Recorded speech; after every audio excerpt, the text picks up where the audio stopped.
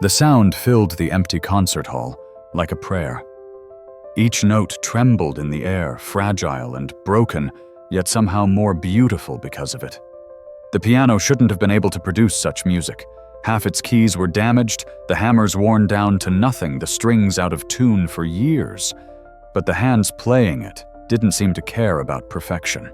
They cared about something deeper. Darius Hayes sat at the broken piano, his eyes closed, his weathered fingers moving across keys that had been silent for a decade. His janitor's uniform was still dusty from the evening's work. His hands scarred and calloused from years of mopping floors and emptying trash bins, somehow coaxed magic from the wreckage of wood and wire before him. 10 feet away, Maestro William Caldwell stood perfectly still. The man who had conducted the world's greatest orchestras, who had led performances at Carnegie Hall and the Sydney Opera House, who had received standing ovations from presidents and queens, now stood in complete silence. His conductor's baton hung loose in his right hand. His eyes were wet with tears he didn't bother to hide. The melody Darius played was simple. No flourishes, no technical showmanship. Just honest notes that spoke of loss and memory and the courage it takes to love something again after it's broken your heart. How did they get here? How did a janitor come to play a broken piano for one of the most celebrated conductors in America? How did these two men, separated by every measure of class and circumstance, find themselves sharing music in an empty hall at midnight? The answer begins 3 hours earlier. Before the music, before the tears, before two broken men found each other in the darkness and discovered that some things once shattered can still make beautiful sounds. The Riverside Symphony Hall was never truly silent. Even after the crowds left, even after the musicians packed away their instruments and the lights dimmed to a faint glow, the building held echoes. Echoes of Beethoven and Brahms. Echoes of applause that had filled these walls for 47 years.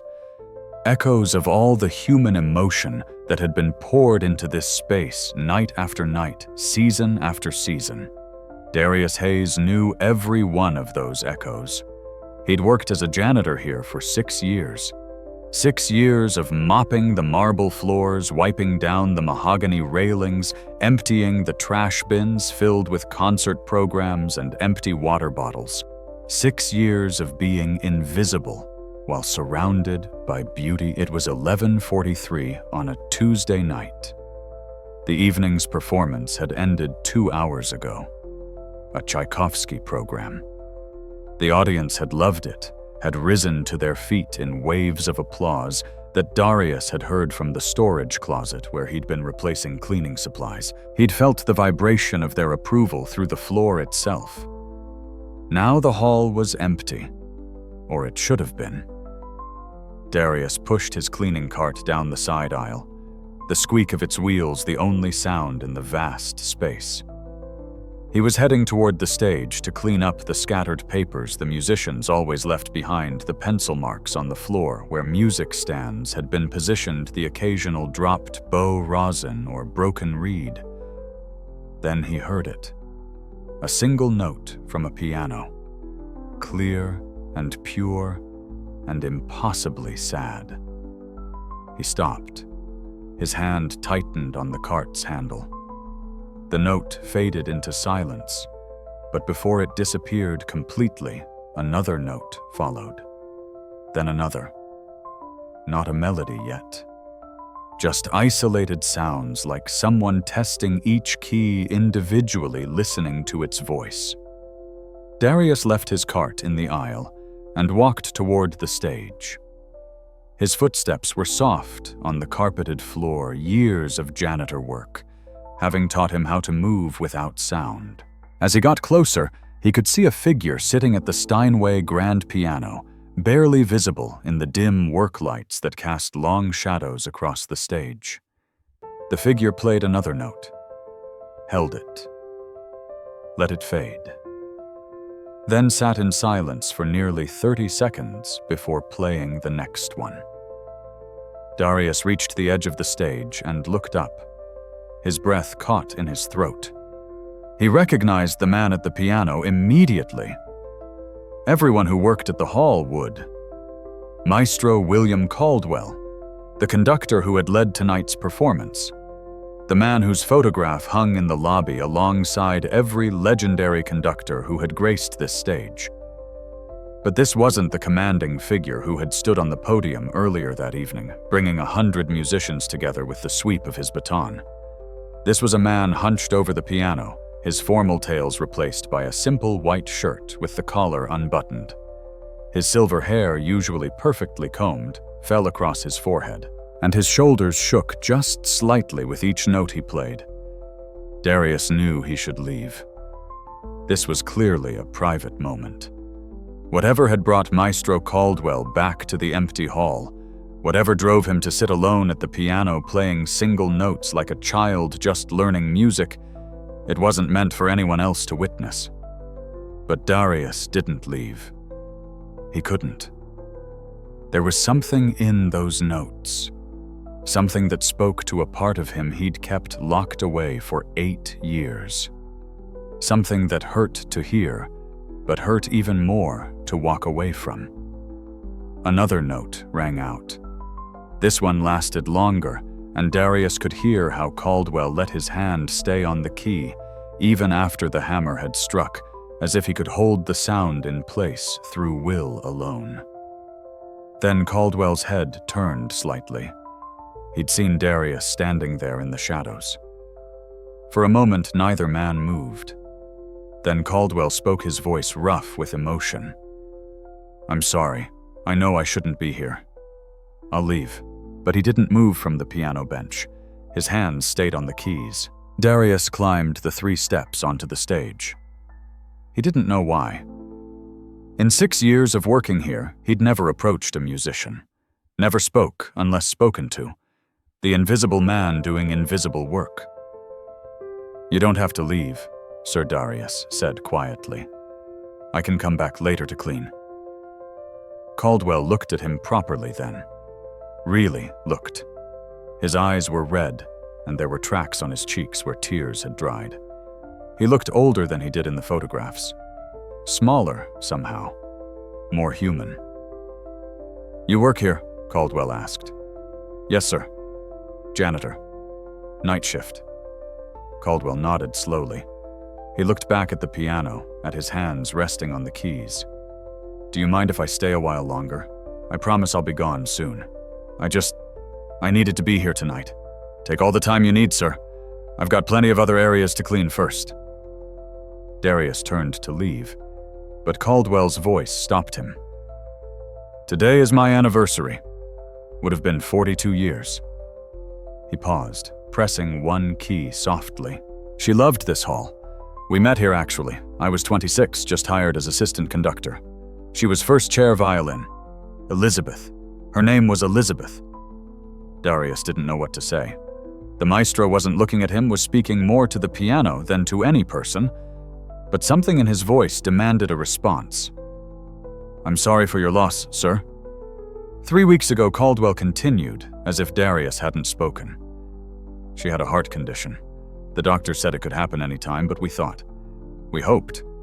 She was so careful, took all her medications, avoided stress. But the heart doesn't care about hope, does it?" He played another note. This one was in a lower register, deeper, more resonant. She was sitting right there. Caldwell gestured to the first row of seats with his chin. "Third seat from the left, her favorite spot. Said she could hear the violins best from there, could hear all the voices of the orchestra together. We were playing Tchaikovsky's Sixth, the Pathétique. Do you know it?" "No, sir. I'm not familiar with classical music."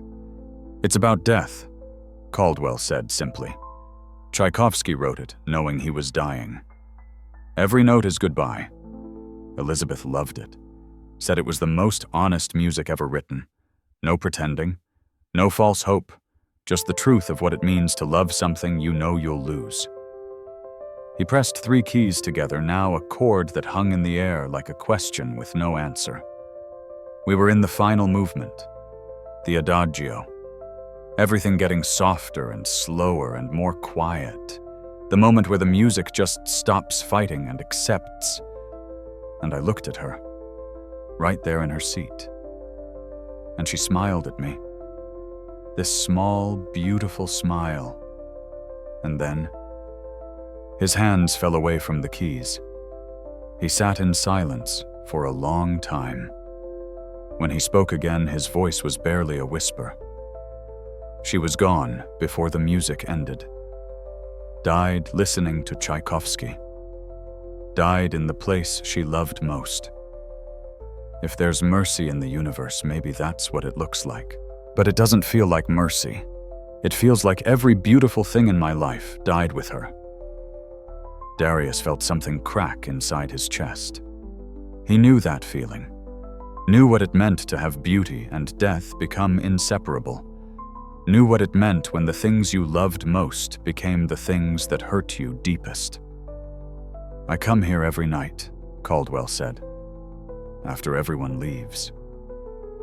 I sit at this piano and try to find her again. Try to remember what it felt like when music was just music before it became the thing that took her from me. But I can't. I can't find my way back."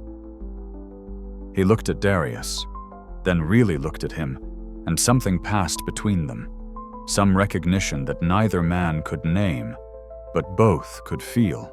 "You understand," Caldwell said. It wasn't a question. Darius didn't answer, but he didn't leave either. Caldwell stood from the piano bench, his movements stiff, as if he'd been sitting there for hours instead of minutes. He walked to the edge of the stage and looked out at the empty seats. At the 3rd seat from the left in the 1st row. "I want to play something for her," he said. "A piece we used to play together. She would play violin, I would play piano. Before we became too busy with the orchestra before conducting took over my life. We'd play together in our living room, just the 2 of us. No audience, no pressure, just 2 people making music because it made us happy." He turned back to Darius. "Do you know what piece she loved most? The one she asked me to play every anniversary." Darius shook his head. "Meditation from Thais, by Massenet. It's written for violin, but she loved when I played the piano accompaniment. Said my version made her cry every time." Caldwell's voice broke slightly. "I want to play it for her tonight. Here, where she last heard music. But I can't." "Why not, sir? This piano is scheduled for maintenance. The regulation is off 3 keys stick and the sustain pedal squeaks. It's fine for rehearsals, but for what I want to play for something that needs to be perfect, I can't use this piano." Caldwell walked back to the instrument and ran his hand along its polished surface. "There's another piano in this building. An old Baldwin. It's been here since the hall opened. Beautiful instrument. Or it was. But it's been in storage for years. Broken. Unplayable." He looked at Darius with something like desperation in his eyes. "I know it's a strange request, but do you know where that piano is? Could you show me? I just want to see it, even if I can't play it. I want to sit at the piano where Elizabeth and I used to play when we first met before I became Maestro, and she became first chair back when we were just 2 kids who loved music." Darius felt something twist in his stomach. He knew exactly where that piano was. He'd seen it dozens of times in the storage room, where they kept old equipment. He'd walked past it for 6 years, had carefully mopped around.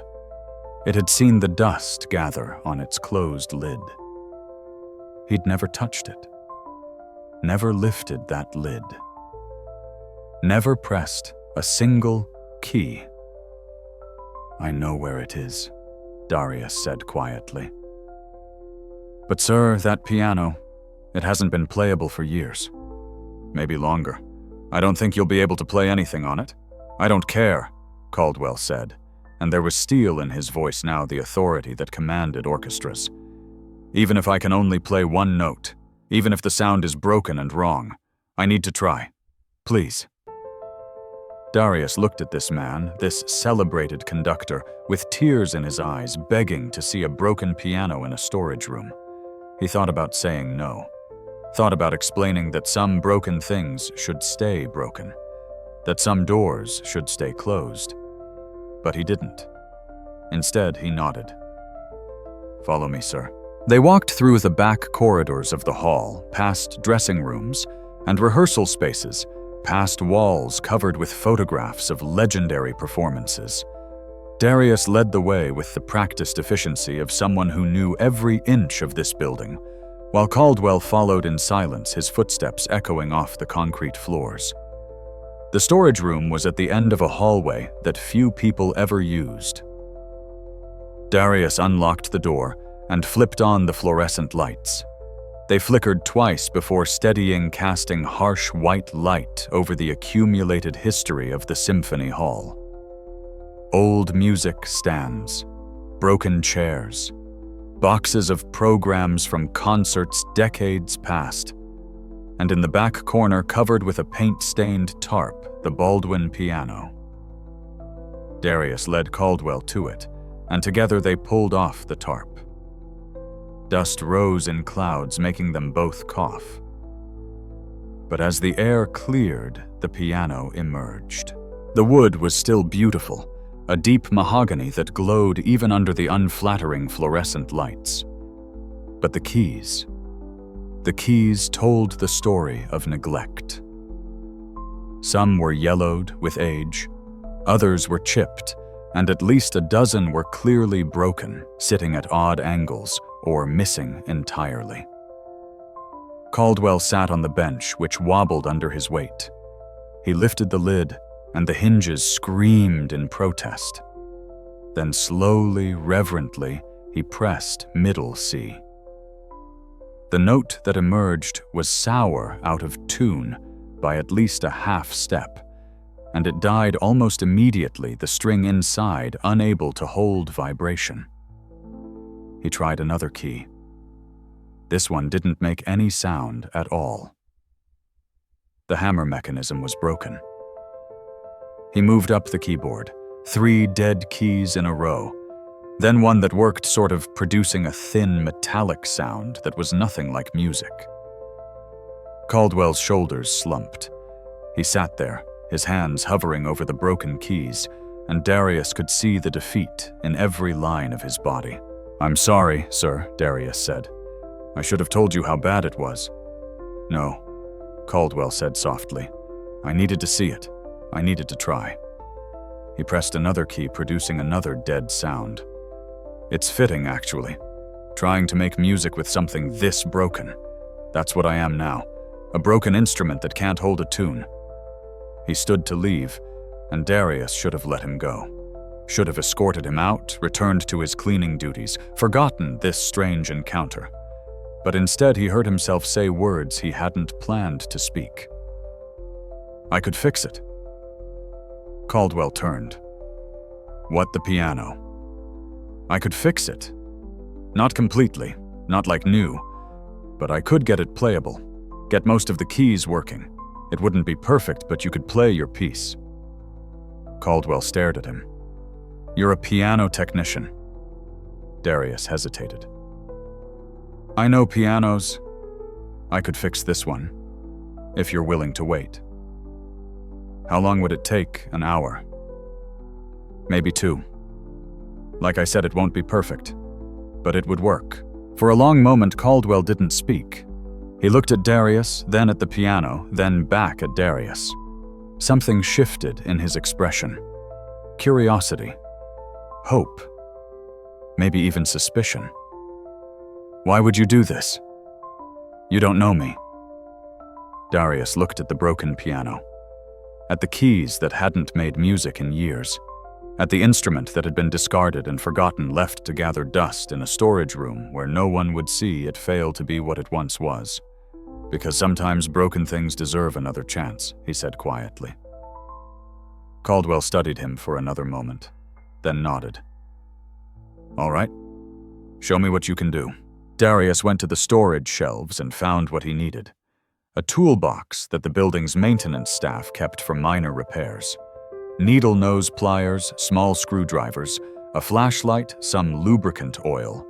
Not a piano technician's proper kit, but enough to work with. He returned to the Baldwin and opened the top panel, exposing the piano's internal mechanism. The action, the hammers, the dampers, all the intricate machinery that turned a finger pressing a key into a hammer, striking a string, into a sound that could move souls. Caldwell watched as Darius shined the flashlight inside, examining the damage. Broken hammer shanks, worn felt on the hammers, dampers that no longer touched the strings, regulation screws that hadn't been adjusted in a decade or more. But also underneath all the neglect, the bones of a good instrument. The Baldwin had been quality when it was new, and quality doesn't disappear completely even with age. "This is going to be loud," Darius warned. "I'll need to test keys as I work." "I don't mind," Caldwell said. He'd pulled over an old chair and sat watching his curiosity clearly growing with each moment. Darius started with the most obviously broken keys, the ones with visible damage. He removed the key blocks, exposing the hammer mechanisms underneath. His hands moved with confidence, with muscle memory that came from somewhere deeper than thought. He knew exactly which screws to turn, which parts to oil, which hammers could be coaxed back into alignment, and which were too far gone. He worked in focused silence, occasionally testing a key, adjusting, testing again. The storage room filled with the strange music of a piano being brought back to life. Random notes and chords as Darius checked his progress. "Where did you learn this?" Caldwell asked after 20 minutes of watching. Darius didn't look up from his work. "Here and there." "That's not an answer. I used to work with pianos, before I was a janitor." "Used to?" Caldwell leaned forward. "What happened?" Darius's hands paused for just a moment, then continued working. "Life happened. Things changed. I do this now instead." He moved to the next section of broken keys, working faster, now his confidence growing, as he remembered techniques he thought he'd forgotten. How to adjust the let-off, how to voice a hammer, how to regulate the action so each key had the same weight, the same response. Caldwell watched in silence, but Darius could feel the intensity of his attention, could feel the questions building.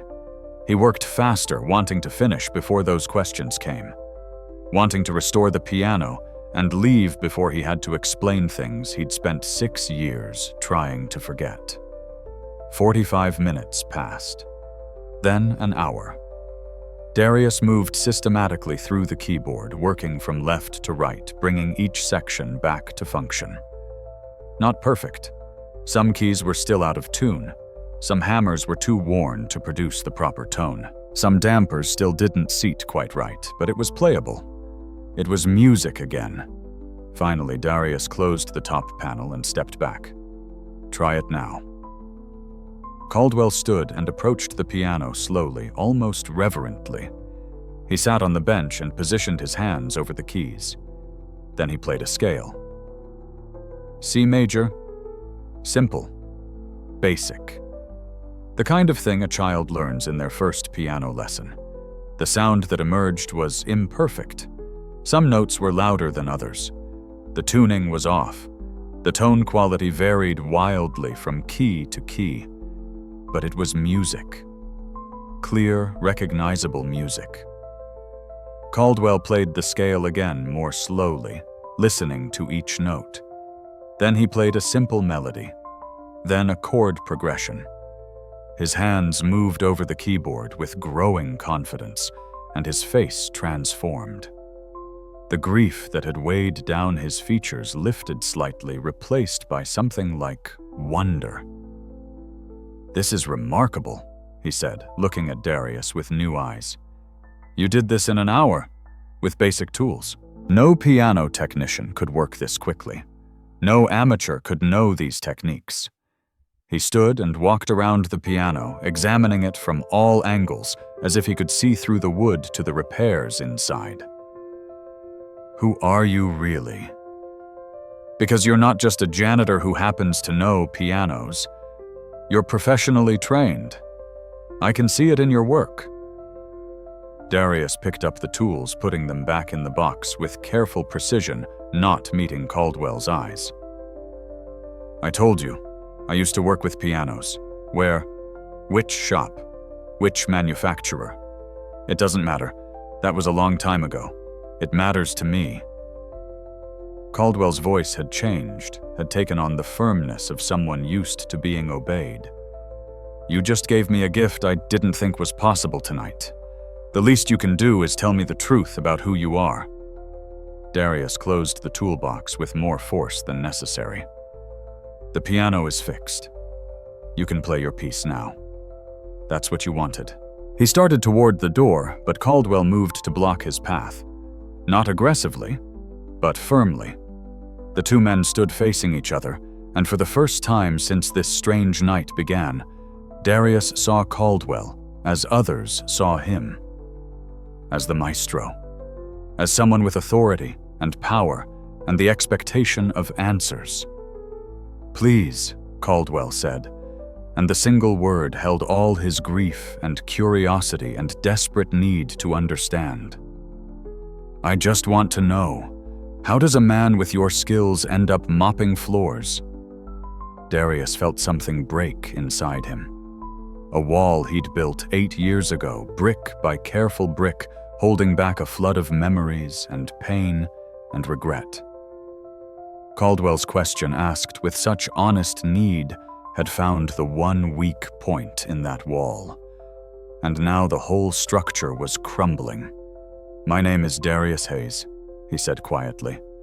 8 years ago, I was the head piano technician for this hall, the best in my field. I trained in Germany, worked with Steinway, restored instruments for concert pianists around the world. I could take a piano that hadn't been touched in decades and make it sing like it was brand new. That's who I was. That's who I used to be. Caldwell's eyes widened. I remember you. I saw your name on the maintenance records when I first started conducting here. But then it just disappeared. Everyone said you quit.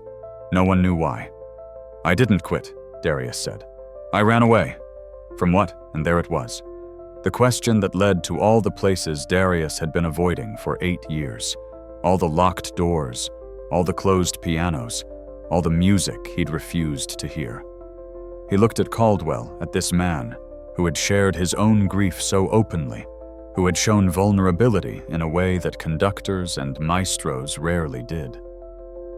He looked at the piano, now playable again, because Darius had remembered how to fix broken things. And he made a decision. I had a son, Darius said, and his voice cracked on the word. His name was Andre. Caldwell didn't speak. He simply pulled the old chair closer and sat down, and the gesture somehow gave Darius permission to continue. Andre was 16 when he died. 8 years, 2 months, and 5 days ago. But I remember it like it was this morning. Like it's always this morning. Darius sat on the piano bench, his back to the keys, unable to look at the instrument while he spoke. He was talented, not just good, truly gifted. By the time he was 14, he'd performed at Carnegie Hall. Juilliard was recruiting him. Every major music school in the country wanted him. The kind of talent that comes along once in a generation. He paused, gathering the strength to continue. I taught him piano myself. Started when he was 4 years old. I'd sit him on my lap at the bench, and we'd play together, his tiny hands on top of mine, feeling how the keys moved, how the music flowed. By 6, he was playing pieces I couldn't manage at twice his age. By 10, he was composing. Original work. Beautiful, complex pieces that made grown men cry. A smile flickered across Darius's face, there and gone in an instant. He loved it. That's what made it magical. Some prodigies hate their gift, resent the pressure, rebel against the practice. But Andre loved every moment. He'd wake up at 5 in the morning just to play.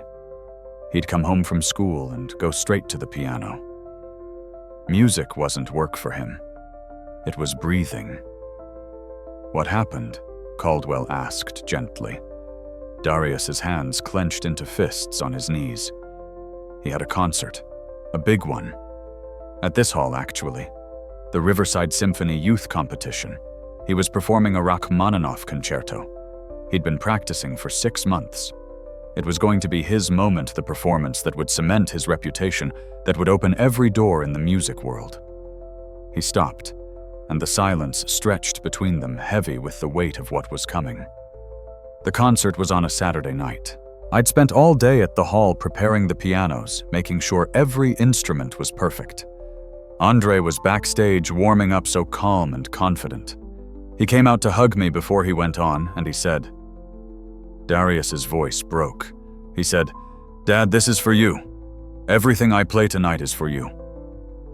Caldwell closed his eyes, and Darius knew he understood what was coming, knew how these stories ended. He was brilliant, the best I'd ever heard him play. The audience was on their feet before he even finished. Standing ovation that went on for 10 minutes. Andre took his bows and his smile. God, his smile could light up the world. Afterward, everyone wanted to congratulate him. Critics, teachers, other musicians. It took us 2 hours to get out of the hall. Darius stood and walked to the corner of the storage room, staring at the wall, unable to look at Caldwell, while he spoke the next part. We got in the car. We were both so happy. We were talking about the performance, laughing about a mistake he'd made that no one else had noticed, planning which colleges he'd visit. It was raining. Just a light rain. The roads were a little slick, but nothing dangerous. I was driving careful. I always drove careful with him in the car. His voice dropped to barely a whisper. We were 3 blocks from home. 3 blocks. There was an intersection. The light turned green. I looked both ways. I always looked both ways. And I started through. He heard Caldwell inhale sharply, but Darius kept going, needing to get through it now that he'd started. The other driver ran the red light doing 70 miles an hour. He was drunk. 3 times over the legal limit. He hit us on the passenger side. Andre's side. The car spun. Flipped. I remember the sound of metal tearing glass breaking. I remember screaming Andre's name, and then I remember waking up in the hospital 3 days later. Darius turned back to face Caldwell. Tears were streaming down his face now, and he didn't try to hide them. They told me Andre died on impact. Told me he didn't suffer. Told me a lot of things that were supposed to make it better. But none of it made it better. None of it brought him back. The drunk driver Caldwell asked. Walked away with minor injuries, got 7 years for vehicular manslaughter, out in 4 on good behavior, 4 years for killing my son, 4 years for destroying everything. The rage in Darius's voice surprised even himself. He hadn't let himself be angry in years. Anger required energy he didn't have. But now, speaking it out loud, he felt the fury that he'd buried under grief. I was in the hospital for 2 months. My right hand was crushed in the accident. They had to put in pins, rebuild some of the bones. The doctor said I was lucky to keep the hand at all. Lucky? He laughed bitterly. I didn't feel lucky. He held up his right hand, and in the harsh fluorescent light, Caldwell could see the scars. Surgical scars running across the palm and between the fingers. The way the hand didn't quite straighten completely. The slight tremor that never quite went away. They told me I'd regain most of the function, that with physical therapy I'd be able to do normal activities. And they were right. I can hold a mop, I can push a broom, I can do everything a janitor needs to do. But the fine motor control, the precision required for piano work, The ability to feel the exact tension in a string to adjust a hammer to within a fraction of a millimeter, that was gone. He lowered his hand, looking at it as if it belonged to someone else. But that wasn't even the worst part. The worst part was that every time I looked at a piano, every time I heard music, all I could think about was Andre, about his hands on the keys, about his smile, about the future he should have had, the music that died with him. "So you stopped," Caldwell said softly. I stopped. Quit my job. Couldn't work with pianos anymore. My wife Alana, she tried to help. She'd play recordings of Andre's performances, thinking it would be therapeutic, thinking it would help me remember the good times. But all it did was make the loss sharper. All it did was remind me that those hands would never play again. That voice was silenced forever. Darius walked back to the piano, running his scarred hand along its surface. I couldn't be around music anymore, couldn't be in the industry. But I also couldn't leave it completely. So I became a janitor. Here, at the place where Andre had his greatest triumph. I cleaned the halls where he performed. I mopped the stage where he took his bows. And every night I'm surrounded by pianos I don't touch, and music I don't play, and a life I don't live anymore. He looked at Caldwell, and his voice was hollow. You asked why a man with my skills ends up mopping floors. That's why. Because some broken things can't be fixed. Because some losses are too great to recover from. Because I'm just like this piano was before tonight, still here, still taking up space, but not making any music. The storage room fell silent, except for the hum of the fluorescent lights. Caldwell sat in his chair, absorbing what he'd just heard. When he finally spoke, his voice was thick with emotion. Thank you for telling me. I know that wasn't easy. Darius shrugged. You shared your pain. Seemed only fair to share mine. But there's a difference, Caldwell said, standing and walking to the piano. I came here tonight thinking I could play for Elizabeth, thinking I could make music again. But you fixed this piano, brought it back to life, and you still haven't touched the keys. Not once, not even to test your work. He was right. Darius had carefully tested each key by pressing the action mechanism, directly feeling the hammer movement, listening to the sound. But he'd never actually played a note. Never let his fingers rest on the keys in that familiar way. Never allowed himself that intimacy. I can't, Darius said simply. Can't or won't. What's the difference? Caldwell moved to stand beside him at the piano. The difference is everything. Can't means it's impossible. Won't means you're choosing not to. And choices can be changed. I don't want to change this choice. Don't you? Caldwell looked at him intently. You spent an hour bringing this piano back to life. You remembered techniques you thought you'd forgotten. Your hands moved like they were made to do this work. That's not the behavior of someone who's truly given up. That's someone who's waiting. Waiting for what? For permission, for absolution, for someone to tell you it's okay to love music again, even though Andre isn't here to share it with you. Darius shook his head. You don't understand. It's not about permission. It's about...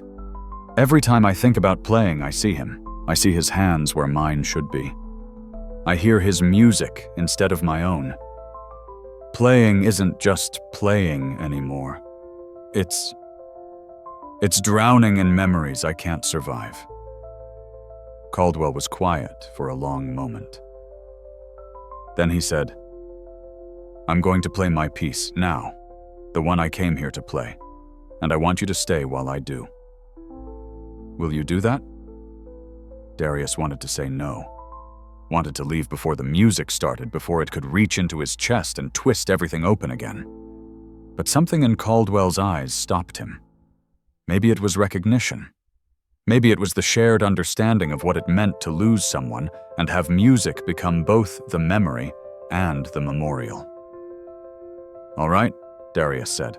"I'll stay." Caldwell sat at the piano and closed his eyes. For nearly 30 seconds, he didn't move. His hands hovered over the keys, trembling slightly. Then he took a deep breath and began to play. The piece started softly. So softly that Darius almost couldn't hear it over the hum of the fluorescent lights. But as Caldwell continued, the melody emerged. Meditation from Thais. The piece. Caldwell had mentioned earlier. The piece Elizabeth had loved. The piano fought him, the broken action, the imperfect tuning, the hammers that were too worn or too hard. But Caldwell played through all of it, and somehow the imperfections made the music more beautiful, more real, more human. The melody was simple and devastating. It rose and fell like breathing. Like a conversation between two people who loved each other so much they didn't need words, like memory made audible. Darius stood frozen, listening. He'd heard this piece before, years ago. Had heard it played by masters on perfect instruments. But he'd never heard it played like this. With this much naked emotion. With this much grief transformed into sound. Caldwell's technique was flawless despite his age, despite the broken piano. His hands knew exactly where to go, exactly how much pressure to use. But more than technique, there was feeling. Every note carried the weight of 42 years of love. Every phrase was a prayer.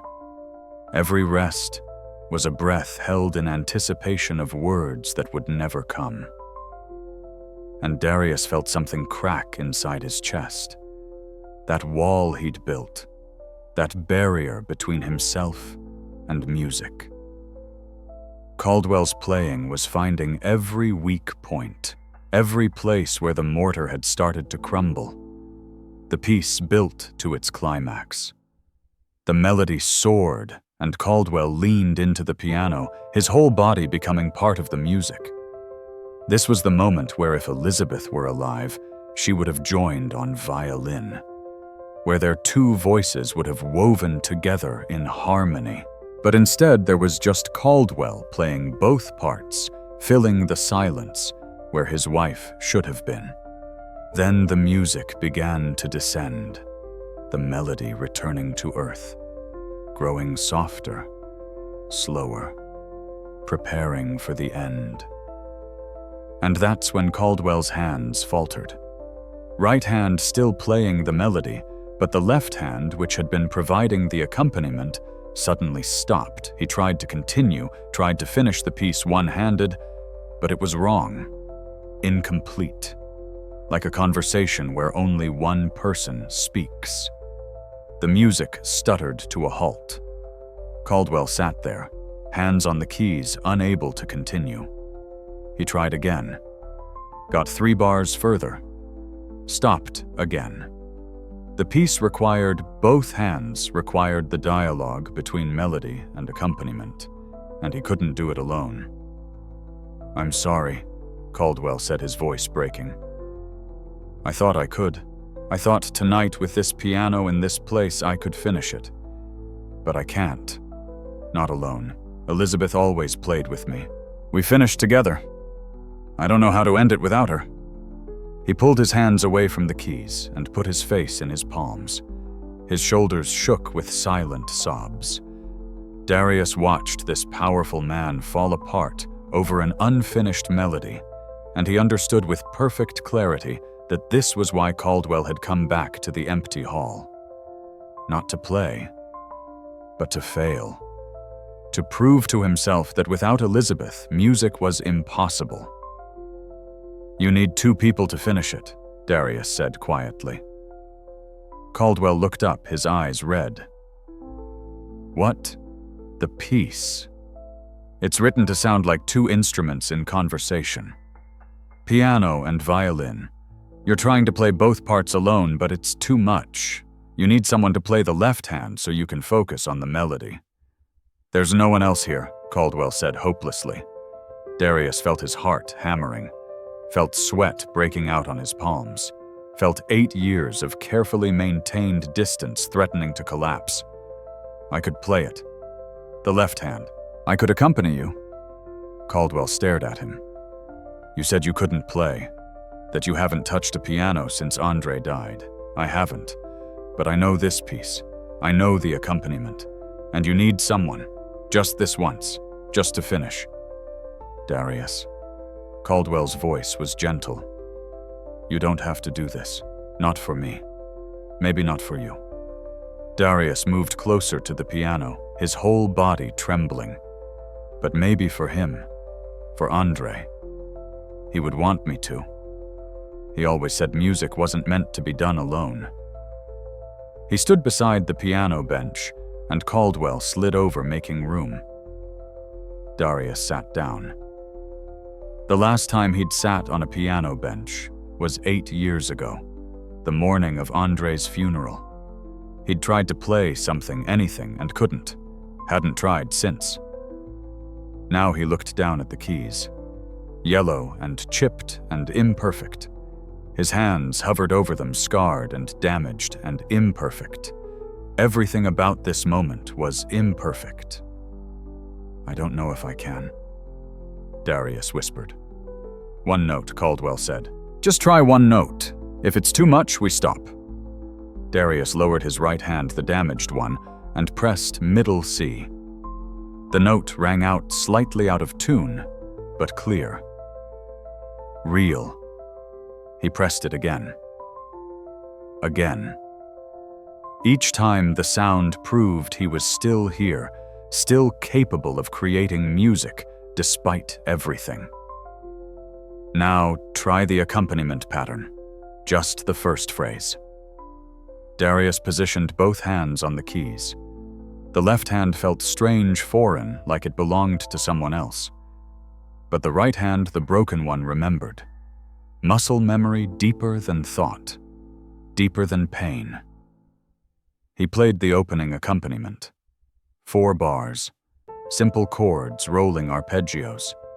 The sound was rough, uncertain, but it was there. "Beautiful," Caldwell said. "Now let's try it together. I'll start the melody. You come in on the second phrase. We'll go slow." Caldwell began to play. The melody Darius had just heard. The melody that had broken Caldwell's heart twice, once when Elizabeth died, and once just now when he couldn't finish it alone. Darius's hands hovered over the keys. Every instinct screamed at him to pull away, to run, to return to the safety of being the janitor who cleaned pianos but never played them. But instead he heard Andre's voice in his memory. Not words, just the sound of his laugh. The way he'd clap when Darius played something particularly well. And Darius began to play. His left hand moved over the bass notes, providing the foundation. His right hand, the scarred one, handled the inner voices, the harmonies that supported Caldwell's melody. It wasn't perfect. He missed notes. The timing was off in places. But he was playing. After 8 years of silence, Darius Hayes was making music again. Caldwell's melody soared over his accompaniment, and the two parts wove together. Not like Caldwell and Elizabeth, not like it was supposed to be, but like two broken men finding harmony in their shared grief. Like two damaged instruments discovering they could still make beautiful sounds. They played slowly, carefully, with long pauses when either of them needed to gather strength. The piece that should have taken 4 minutes stretched to nearly 10. But they made it to the final phrase. The place where the music grows softest, where the melody descends like a sunset, where everything resolves into peace. Caldwell played the last notes of the melody. Darius supported with the final chords, and together they let the music fade into silence. Neither man moved. They sat side by side on the piano bench, hands still on the keys, breathing hard, as if they'd just run a marathon, which in a way they had. A marathon through grief, through memory, through all the reasons why music hurt too much to bear. "Thank you," Caldwell whispered. Elizabeth would have loved that. Would have loved knowing that her piece brought you back to music. Darius couldn't speak, couldn't form words. He looked at his hands on the keys, those familiar strangers, and felt tears running down his face. He'd played. After 8 years of running, of hiding, of convincing himself, he was too broken to make music he'd played. And he hadn't died, hadn't shattered, hadn't been destroyed by the memories. He'd just played, made something beautiful with another broken person, found a moment of grace in the wreckage. "You have a gift," Caldwell said, lifting his own hands from the keys. "A real gift, not just for repair work, for music itself. I could hear it in your playing, the feeling, the musicality. That doesn't come from technical training, that comes from the soul." He turned to look at Darius directly. "You should be playing again, not fixing pianos in storage rooms, not mopping floors. You should be making music." Darius shook his head. "I can't." This was a one-time thing, to help you finish. But I can't do this regularly, can't make it my life again. Why not? Because. Darius struggled to find words. Because playing means remembering, and remembering means feeling all of it again. Every moment of joy with Andre comes wrapped in the knowledge that he's gone. Every beautiful sound reminds me of sounds he'll never make. I can't live in that space. It's too much.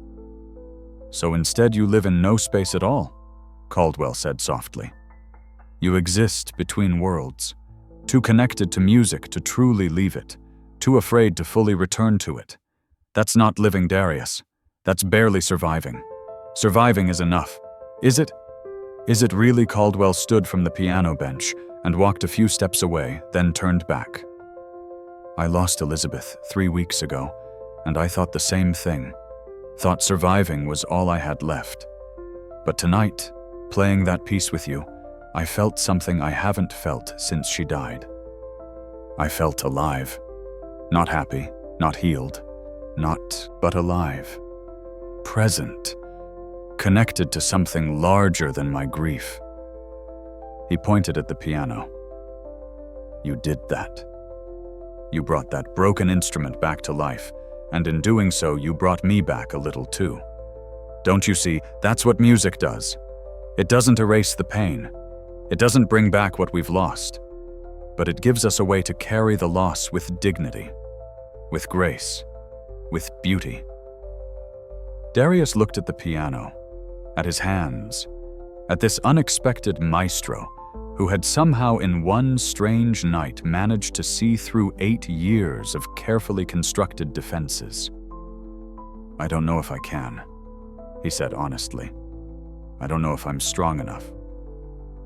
"Then let me ask you something."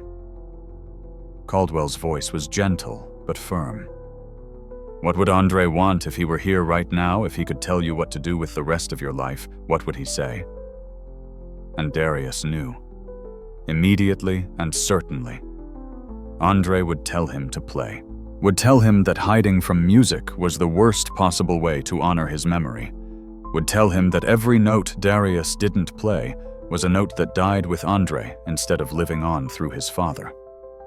But knowing what Andre would want and being able to do it were two different things. He'd want me to play, Darius admitted, but wanting it and doing it. That's a long distance to travel. Not as long as you think. Caldwell said. You've already started the journey. You played tonight. You touched the keys. You made music. The hardest step is behind you. Everything from here is just continuing forward. He walked back to the piano and stood beside it, one hand on its scarred surface. "I have a proposition for you. This hall needs a piano technician. The man we've been contracting is retiring at the end of the month. The position is yours if you want it." Darius's breath caught. "What, I'm serious? Full-time position. Better pay than janitorial work. You'd be responsible for maintaining all our instruments, preparing them for performances, working with visiting artists. It's real work, important work you were born to do. I don't know if I can do it. If your hand just fixed this piano and played Mass in it. Your hand works fine, better than fine. What you're really saying is you're afraid, and that's okay. Fear is honest. But don't let fear steal what you have left. Don't let one drunk driver take both your son and your gift."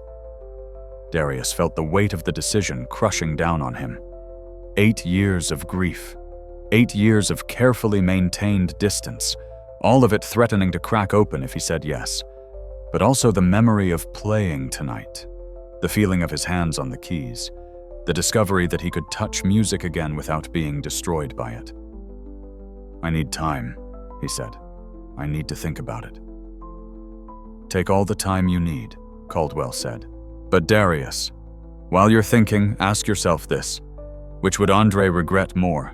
You playing again and feeling the pain of his absence, or you never playing again and letting his love of music die with him?" The fluorescent lights flickered a reminder that it was well past midnight. Somewhere in the building, the ventilation system hummed to life, breaking the silence that had settled over the storage room. Darius stood from the piano bench, his legs unsteady, and walked to the corner where he'd left the toolbox.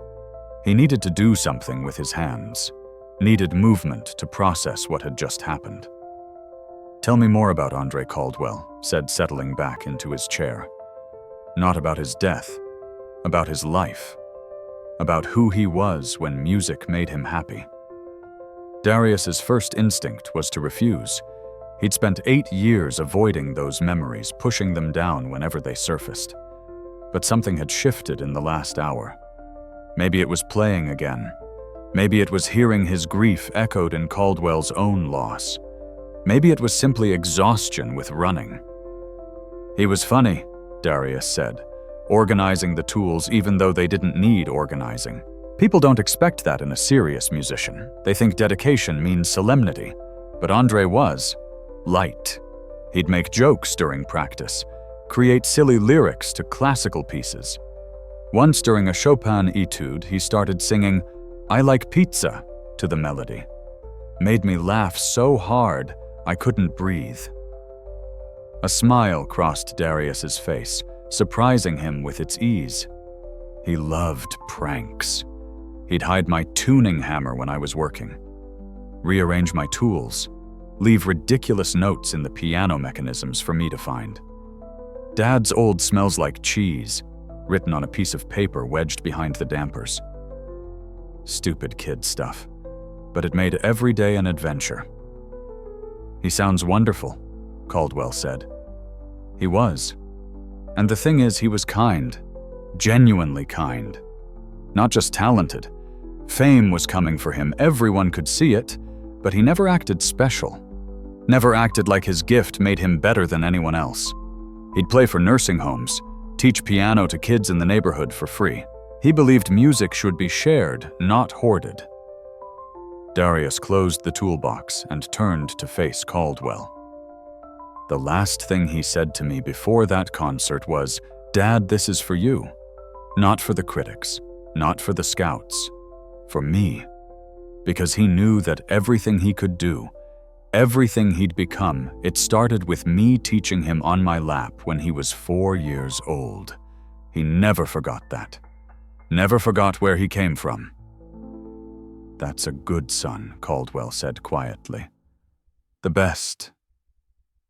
Darius's voice cracked. "And I failed him. When he needed me to save him when that car was coming, I couldn't. I was driving. I was responsible for keeping him safe. And I didn't. That's not fair to yourself, isn't it?" Darius cut him off, anger flashing. "I was his father, his protector. And I let him die. I survived and he didn't. My hands got crushed, but his everything got taken. How is that fair? How do I live with that?" Caldwell stood slowly, his old bones protesting the movement. He walked to Darius, and without asking permission, pulled him into an embrace. Darius stiffened, then collapsed, and for the first time since the funeral, he let himself truly cry. Not the silent tears he'd shed earlier, but deep, wrenching sobs that came from a place so dark and buried he'd forgotten it existed. Caldwell held him, this stranger, who had become something like a friend in a few short hours, and let him break apart. There were no platitudes, no meaningless comfort, just human warmth and the understanding that some griefs are too large to carry alone. When Darius finally pulled away, his face was wet and his breathing ragged. "I'm sorry, that was necessary," Caldwell finished. "And long overdue, I suspect. How long has it been since you let yourself cry like that? Years. Not since the funeral. I had to be strong for my wife. Had to hold everything together. Couldn't fall apart because if I did, I was afraid I'd never stop falling." "But you did stop," Caldwell pointed out gently. "You fell apart just now, and you're still here. Still standing. The world didn't end." Darius laughed a broken sound. "Small victories, the only kind that matter." Caldwell returned to his chair, giving Darius space. "My therapist after Elizabeth died, she told me something that I thought was nonsense at the time. She said grief isn't something you get over. It's something you get through. Like walking through a dark forest. You don't make the forest disappear, you just find the path to the other side." "Did you find it the other side?" "No. Not yet. But tonight with you, I found something. A clearing in the forest. A place where I could see light. That's more than I've had in 3 weeks. And it came from music, from sharing Elizabeth's favorite piece with someone who understood loss." He leaned forward, his expression intense. "That's what I'm trying to tell you, Darius. Music won't fix what's broken, but it can help you walk through the darkness. And you're not the only one who needs it. There are others. Other people who've lost. Other people who are wandering in their own dark forests. Your gift isn't just playing or repairing, it's connecting. Helping people feel less alone in their grief." "You're asking too much," Darius said. "I played one piece, one time. That doesn't mean I'm ready to make it my life again. I'm not asking you to decide right now." Caldwell pulled a card from his pocket and set it on top of the toolbox. "This has my personal number. The piano technician position is real. It's yours if you want it. But even if you don't, even if you decide to stay a janitor for the rest of your life, please. Think about what happened tonight. Think about the fact that you played, that you touched music again and survived it."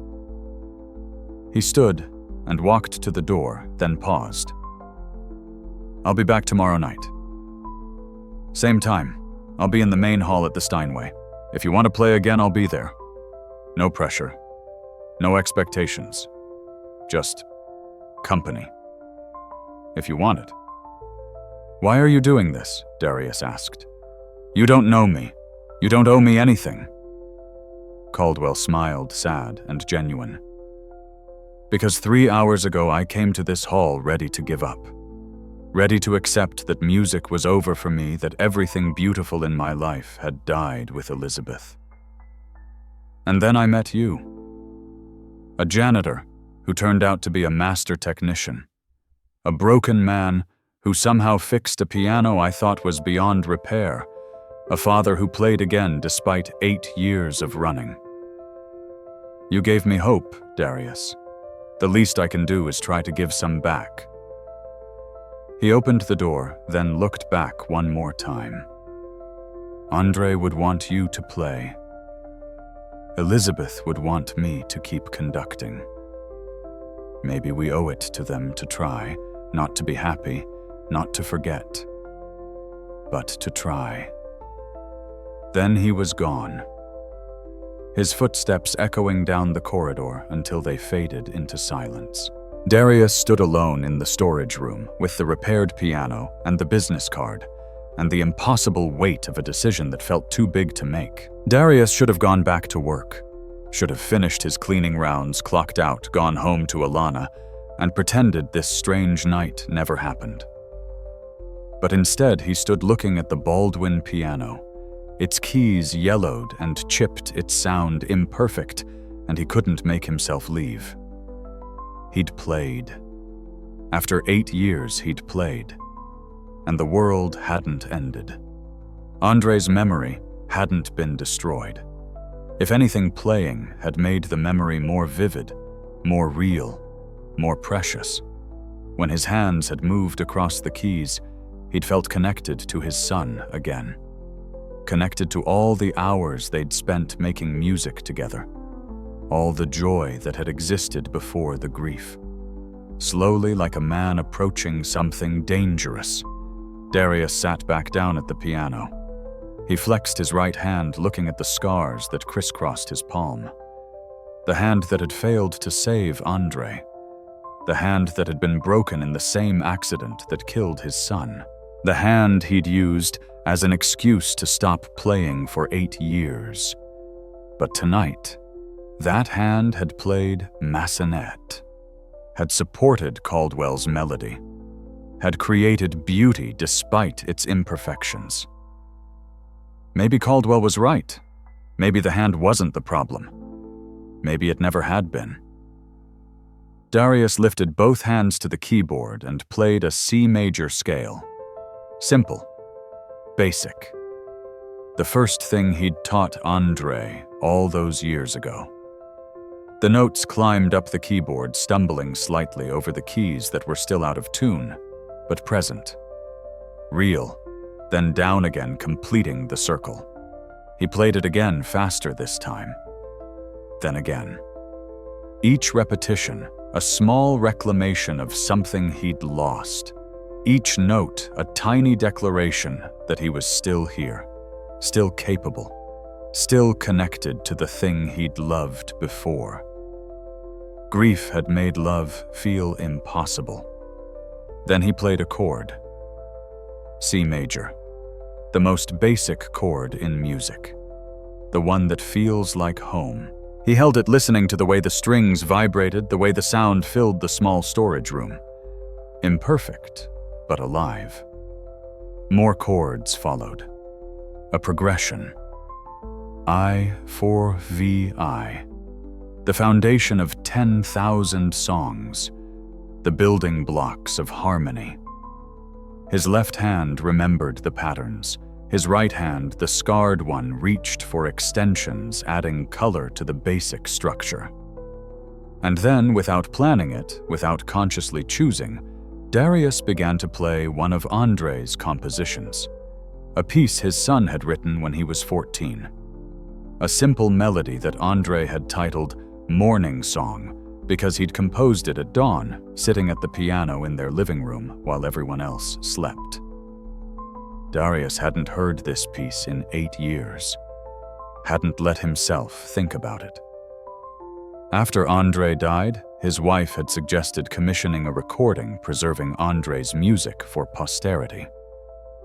Darius had refused. Couldn't bear the thought of hearing those notes without Andre's hands playing them. But now, in a storage room at midnight, he played his son's music. And it hurt. God, it hurt. Every phrase was a reminder of what was lost. Every melodic turn was a ghost of Andre's fingers on the keys. But it was also beautiful, pure, honest in a way that made all the pain worth bearing. Tears streamed down Darius's face as he played, but his hands didn't stop. They moved through the piece, remembering sections he thought he'd forgotten, finding the voicing Andre had preferred, the dynamics that made the melody sing. It was like having a conversation with his son. Like Andre was there in the room, sharing this moment, approving of his father's choice to play again. The piece ended softly, the way Andre had written it. the melody ascending to a high note that hung in the air unresolved, promising more music to come. Andre had planned to expand the piece, to develop it into something larger. He never got the chance. But maybe Darius thought maybe that wasn't the end of the story. Maybe someone else could continue what Andre started. Maybe that unresolved note was an invitation, not a conclusion. Darius lifted his hands from the keys and sat in silence, listening to the last vibrations fade. He felt different, not healed, not whole, but somehow more present in his own life than he'd been in years, as if playing had reconnected him to a part of himself he'd thought was dead. His phone buzzed in his pocket. A text from Alana. "Just checking in. You okay? Usually home by now." He looked at the message for a long time before responding. "Something happened tonight. Something good. I'll explain when I get home. I love you." Her response came immediately. "I love you too. Take your time. Take your time." As if she knew. As if she'd been waiting for 8 years for this moment for her husband to find his way back to the thing that had defined him. Waiting with the infinite patience of someone who loves you enough to let you heal at your own pace. Darius stood from the piano and carefully closed the lid. He turned off the fluorescent lights, leaving the storage room in darkness. But before he left, he spoke out loud to the empty room, to the piano, to the ghost of his son. "I played tonight, Andre, for the first time since you left. It hurt, but it was also right, like coming home after a long time away. I don't know what happens next, don't know if I can do this regularly, but tonight was. Tonight was good." He paused, then added, "I miss you. Every single day. Playing doesn't change that, but maybe, just maybe, it helps me carry the missing, makes it something I can live with instead of something that's slowly killing me." No answer came. No sign. No miraculous confirmation that Andre's spirit had heard him. Just the silence of an empty building, and a man standing in the dark, choosing for the first time in 8 years to move forward instead of backward. Darius left the storage room and locked the door behind him. He had 3 more hours of cleaning to do before his shift ended. But something had changed. The halls looked different. The pianos he passed felt different. The music that lived in these walls, the accumulated echoes of decades of performances, it didn't hurt to feel it anymore. It just was. And maybe that was enough. The next morning, Darius sat at his kitchen table with coffee going cold in front of him, and Alana watching him with careful eyes. He'd told her everything. About Caldwell, about the broken piano, about playing for the first time in 8 years, about the job offer. "What are you going to do?" she asked when he finished. "I don't know. Part of me wants to say yes immediately, to take the job, to go back to what I was. But another part of me is terrified. What if I can't handle it? What if being around music every day brings everything back? What if I'm not as good as I used to be? What if my hand really can't do the fine work anymore?" Alana reached across the table and took his damaged hand in both of hers. "Your hand fixed that piano last night. Your hand played Massenet.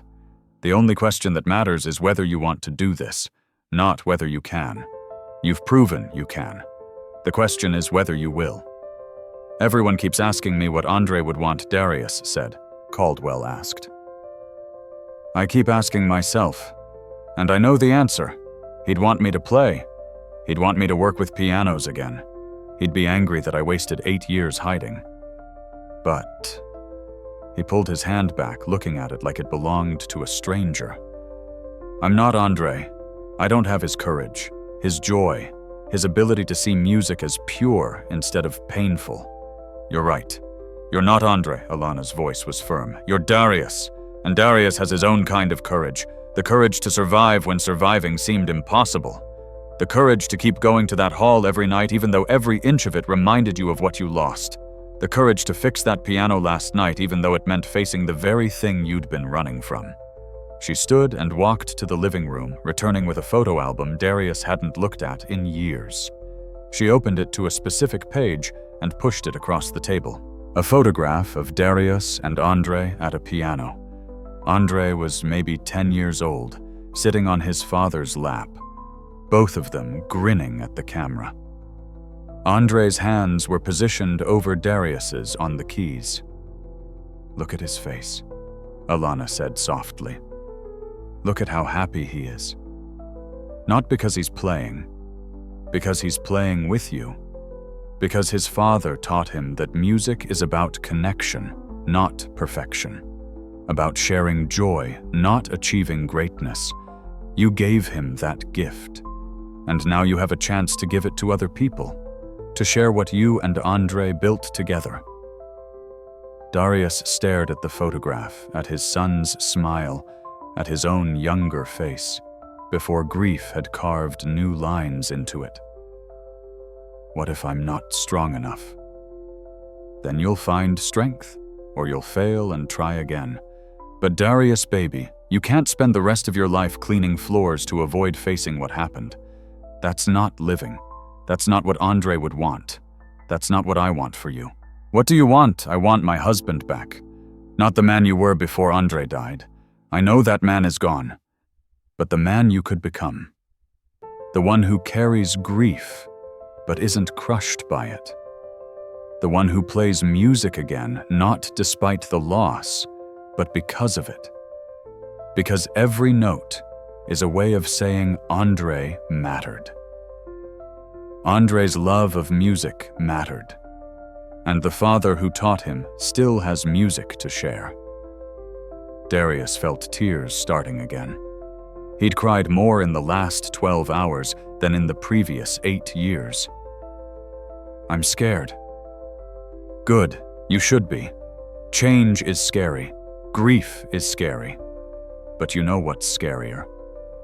Waking up in 20 years and realizing you wasted decades running from the very thing that could have saved you." She closed the album and stood. "Caldwell's card is on the counter. I'm not going to tell you what to do. But I will tell you this, I fell in love with a man who lived for music, who could make a piano sing, who believed that every instrument had a voice if you knew how to listen. That man has been buried under grief for 8 years. If he wants to come back, I'll be here. And I'll be so proud to watch him try." She kissed the top of his head and left him alone with the photograph and the coffee and the weight of a decision that felt like it would determine the shape of the rest of his life.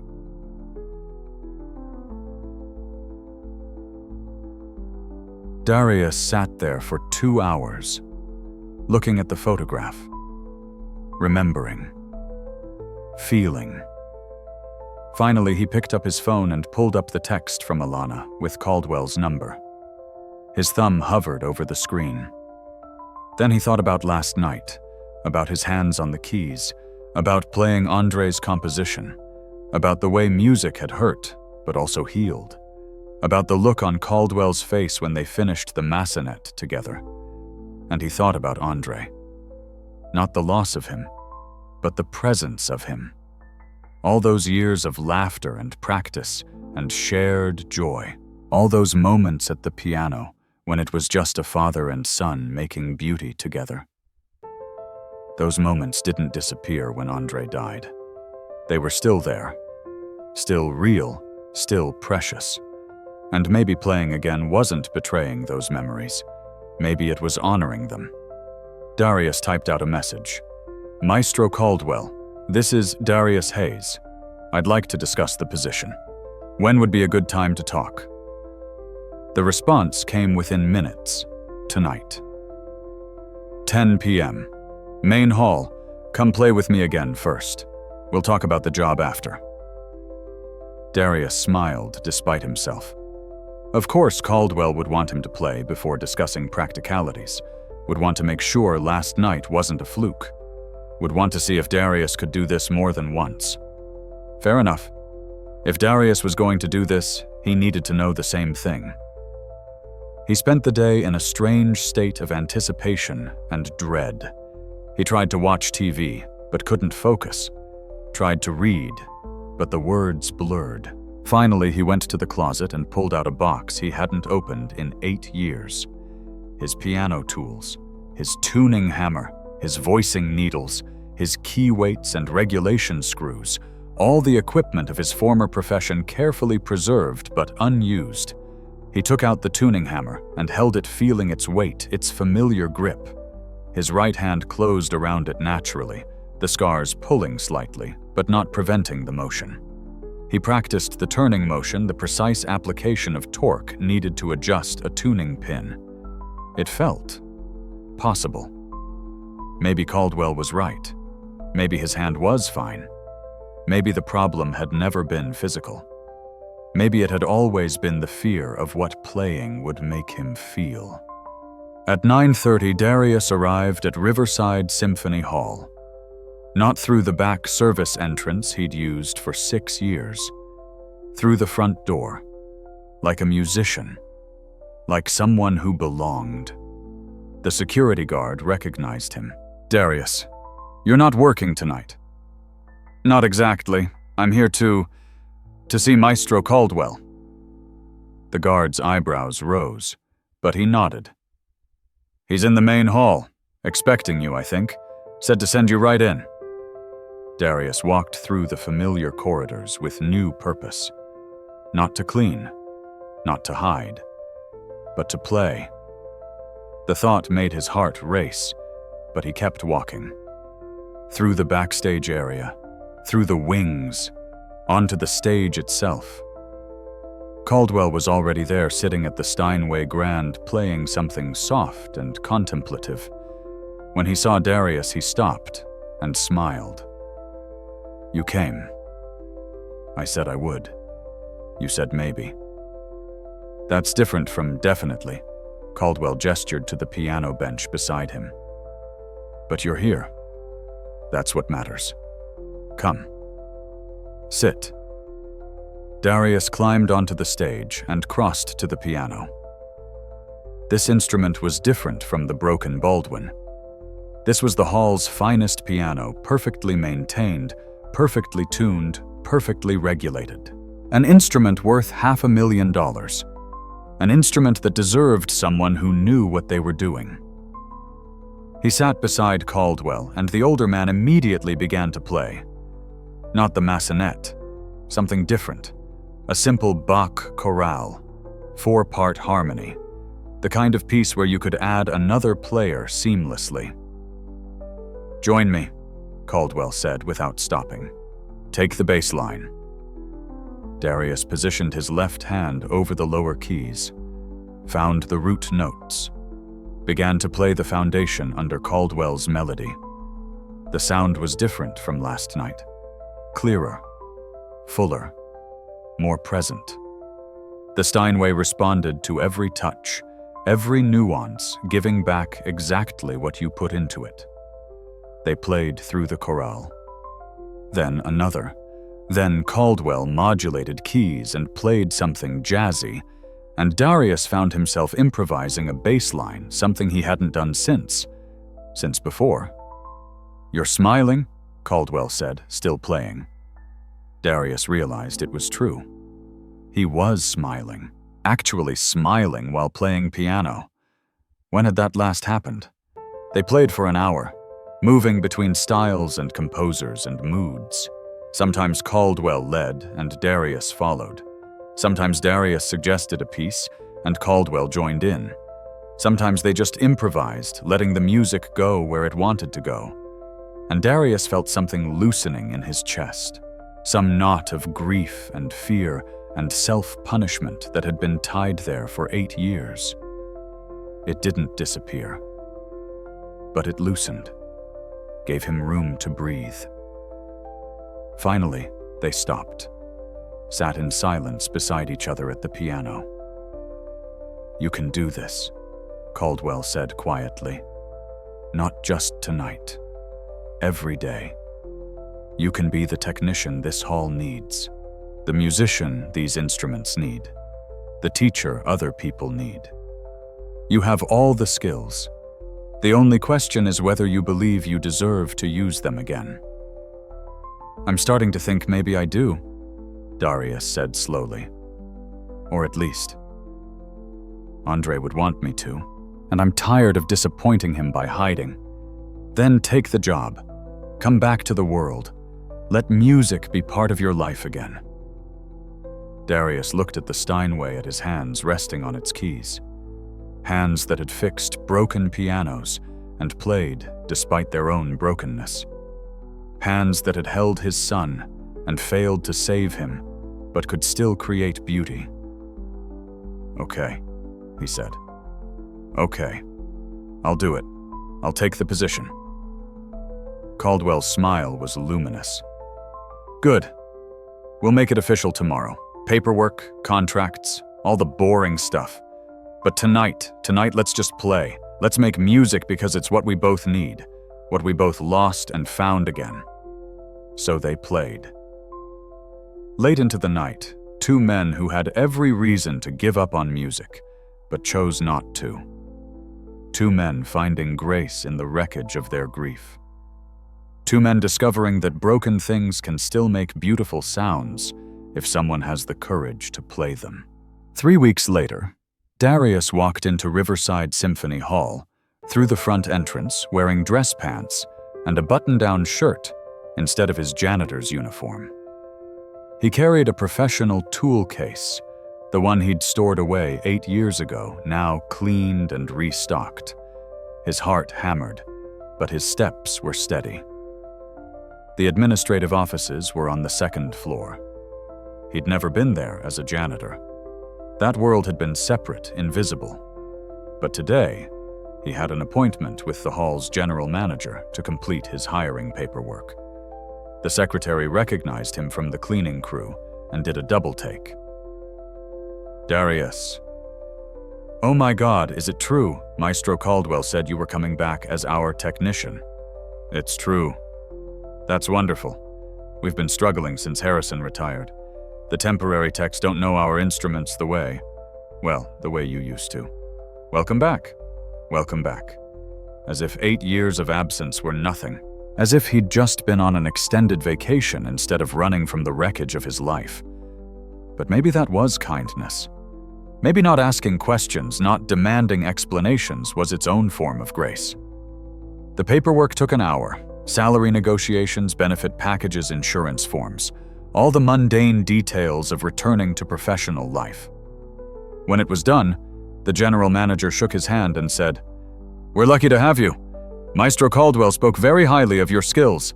He said you're the best piano technician he's ever worked with." Darius felt a flush of pride and terror. Best he'd ever worked with. That was a reputation to live up to, a standard he hadn't maintained for 8 years. What if he couldn't meet it anymore? What if his skills had deteriorated beyond recovery? But then he remembered fixing the Baldwin, remembered playing the Massenet, remembered everything he'd done in those few hours with Caldwell. The skills were still there. Dormant, maybe. Rusty, perhaps. But present, waiting to be used again. His first task was to assess every piano in the building. Create a maintenance schedule. Prioritize repairs. It was exactly the kind of detailed, systematic work he'd always loved. Taking chaos and creating order. Taking instruments in various states of disrepair and planning how to restore them to glory. He started in the main hall with the Steinway Grand, the piano he'd played with Caldwell, the instrument that had welcomed him back to music. He opened the lid and examined the action-checking regulation testing hammer compression, assessing string condition. It was in good shape, but not perfect. The regulation was slightly off on a few keys. Some hammers needed voicing. The dampers could use adjustment, nothing major. But Darius saw dozens of small improvements he could make, ways to transform an excellent instrument into an exceptional one. He was deep in examination, making notes when he heard footsteps behind him. He turned to see a young woman, maybe 25, wearing the orchestra's rehearsal clothes. She held a violin case. "Are you the new technician?" she asked. "I am." Darius Hayes. Her eyes widened. "Hayes, wait. Are you the Darius Hayes? The one who used to work here years ago? My teacher talks about you. Says you were legendary, that you could make a piano sing like no one else." Darius felt something warm in his chest. Someone remembered. Someone young, someone who hadn't even been here when he left, knew his name. "I don't know about legendary, but yes, I used to work here. What happened? Where did you go?" And there it was. The question he'd been dreading. He could deflect, could give some vague answer about personal reasons. But something in the young woman's face, her genuine curiosity without judgment, made him choose honesty. "I lost my son," he said simply. "He was a pianist, very talented. He died, and I couldn't be around music anymore. So I left. But now I'm back." Her expression softened immediately. "I'm so sorry. That must have been impossibly hard. But I'm glad you came back. We need people who understand what music means. Not just technically, but emotionally. We need people who know that these instruments aren't just wood and strings. They're voices. Thank you. That means a lot." She hesitated, then said, "My violin needs work. The sound post is loose. I've been to 3 different shops, but no one seems to understand what I'm hearing. They say it's fine, but it's not. There's this emptiness to the tone, like something's missing. Would you? I know you're a piano technician, but would you look at it, just to see if you can hear what I'm hearing?" Darius almost said no. He was a piano specialist, not a violin expert. But then he remembered Andre saying that all instruments speak the same language, that if you truly listen, you can understand any of them. "Let me hear you play," he said. She took out her violin and played a scale, then a short phrase from something classical that Darius didn't immediately recognize. She was right. The tone was hollow. Not bad, but not present. Missing some essential chord that made the sound feel alive. "Play that phrase again, but sustain the last note." She did. Darius listened carefully, not just with his ears, but with something deeper. The way he used to listen to pianos, feeling for the voice beneath the sound. "Your sound post is fine," he said, "but your bridge is too high. It's choking the vibration. If you sand it down about 0.5 millimeter, the voice will come back." She stared at him. "How can you possibly know that just from listening?" "Because every instrument has a voice. When it's wrong, you can hear it.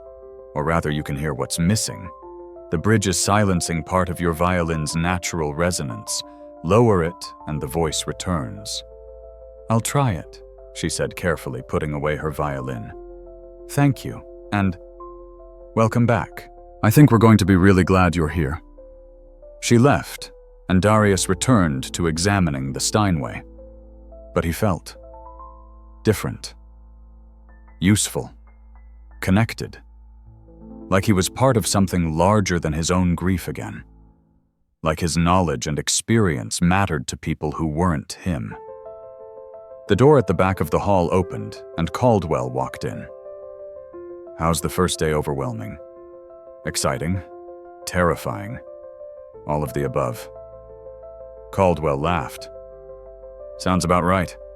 I wanted to tell you we have a visiting soloist coming in 2 weeks. Pianist from Vienna.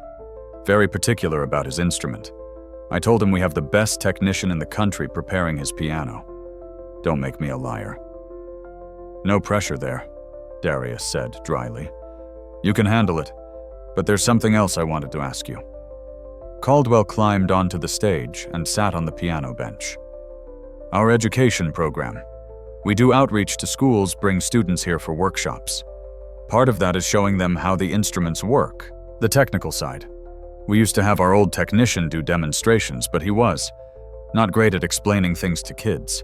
Would you be interested in being part of that program? Darius's immediate instinct was to say no. Teaching kids meant being vulnerable, meant sharing his knowledge in a way that required openness.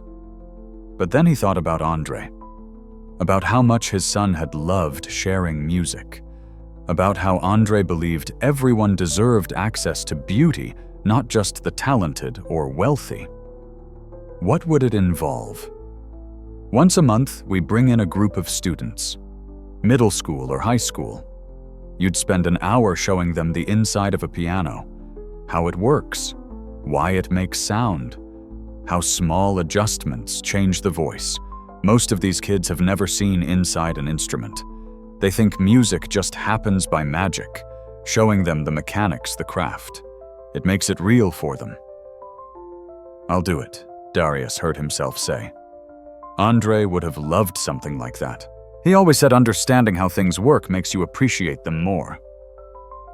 Caldwell's smile was knowing. "I thought you might say yes. First group comes next Thursday. I'll warn you, they can be rowdy, and they ask a million questions. But they're genuine. They want to learn. I can handle rowdy. I raised a teenager." As soon as the words left his mouth, Darius froze. He'd spoken about Andre in present tense almost, like the pain wasn't the only thing left, like the memories of raising him, teaching him, laughing with him, were separate from the grief of losing him. Caldwell noticed, but didn't comment. Just nodded and said, "I'm glad you're here, Darius. This hall is better with you in it. The instruments are better. The music is better. And I think you're better too." "Getting there," Darius admitted. "Some days are harder than others. But being here working with the pianos, it's helping. I feel like I have purpose again. Like I'm doing something that matters." "You are. More than you know." Caldwell stood to leave, then paused. "Alana called me yesterday. Your wife. She wanted to thank me. Said she hasn't seen you this alive in years. That you're sleeping better, eating better, engaging with life again." She was crying when she said it. Happy crying. Darius felt his throat tighten. "I didn't know she called you. She loves you very much. And she's been waiting a long time for you to come back to yourself. I'm honored to have played a small part in that. But the real work that's been you, having the courage to try again, that's all you." After Caldwell left, Darius continued his inspection of the Steinway, but his mind was on Alana, on the 8 years she'd waited, the patience she'd shown, the way she'd never pushed, never demanded, just loved him through the darkness and trusted he'd find his way back. He pulled out his phone and sent her a text. "Thank you for not giving up on me, for waiting, for believing I could do this. I love you more than music, more than anything."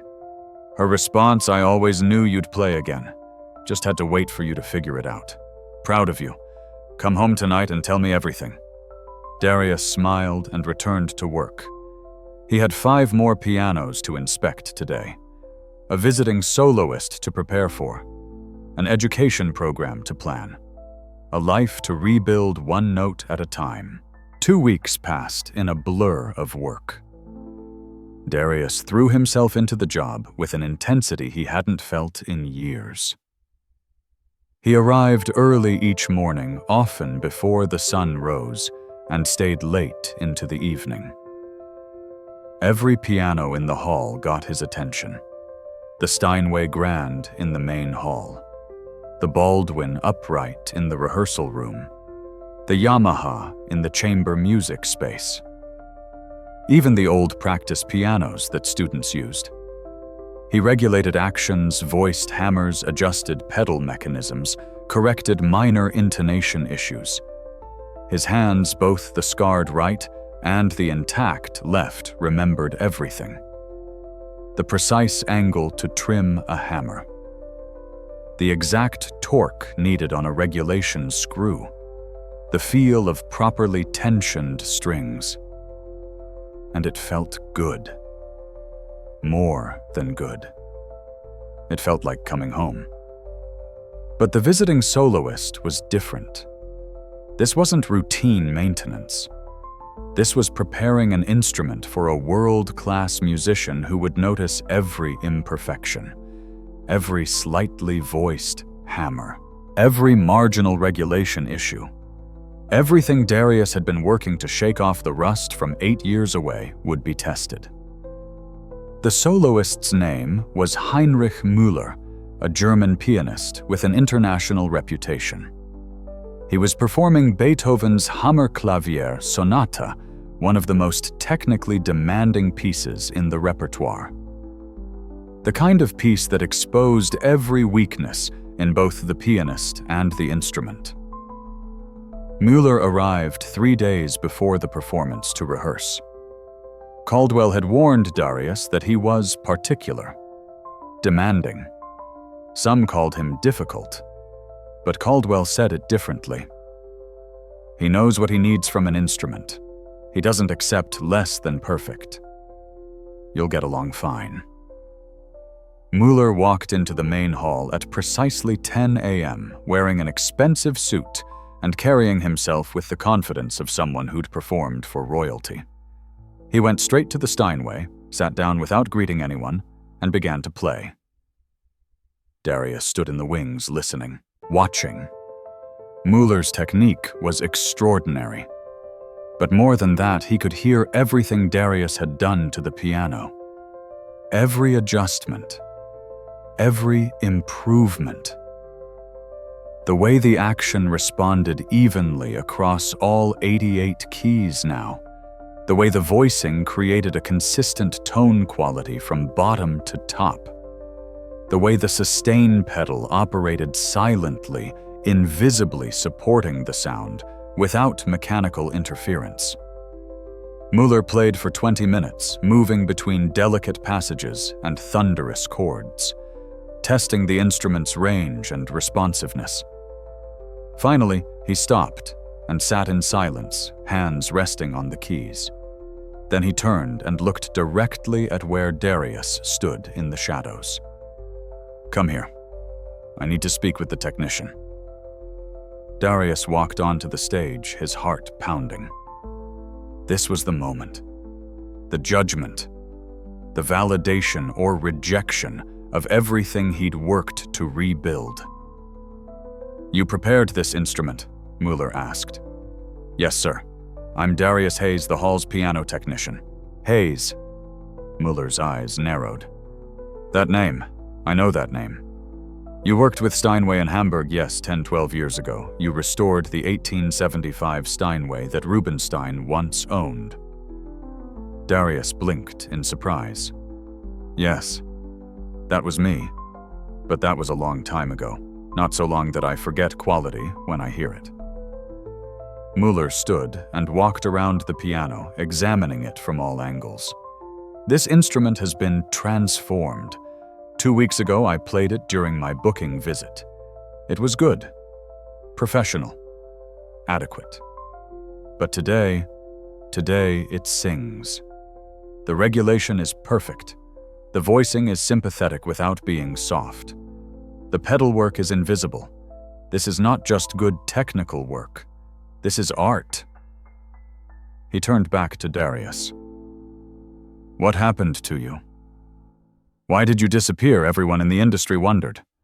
Hayes, the brilliant young technician, the one everyone said would define the next generation of piano craftsmanship. And then, nothing. You vanished. Why, Darius had answered this question several times now, but it never got easier. "I lost my son. He was a pianist. I couldn't. I needed time away from music." Müller's stern expression softened slightly. "Ah, I understand. Grief is complicated when your work and your loss are intertwined. I am sorry for what you suffered, but I am glad you returned. The world needs technicians who understand that pianos are not machines. They are living things. They have moods, personalities, voices. You understand this. I can hear it in your work. Thank you, sir. That means a great deal. But there is a problem, Mueller said, and Darius's stomach dropped. The piano is almost perfect. Almost.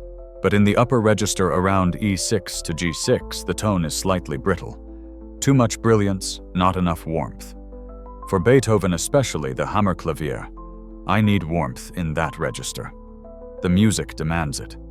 Can you fix this? Darius thought about the upper register. He'd voiced those hammers, but perhaps had been too conservative. Too worried about deadening the sound. He'd played it safe instead of trusting his instincts. Yes, I can fix it. Give me 2 hours. 1 hour, I need to practice. 1 hour. Darius turned to leave, then paused.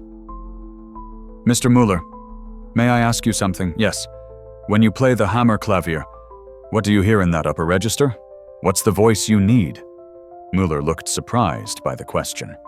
Most technicians Darius knew just followed standard procedures.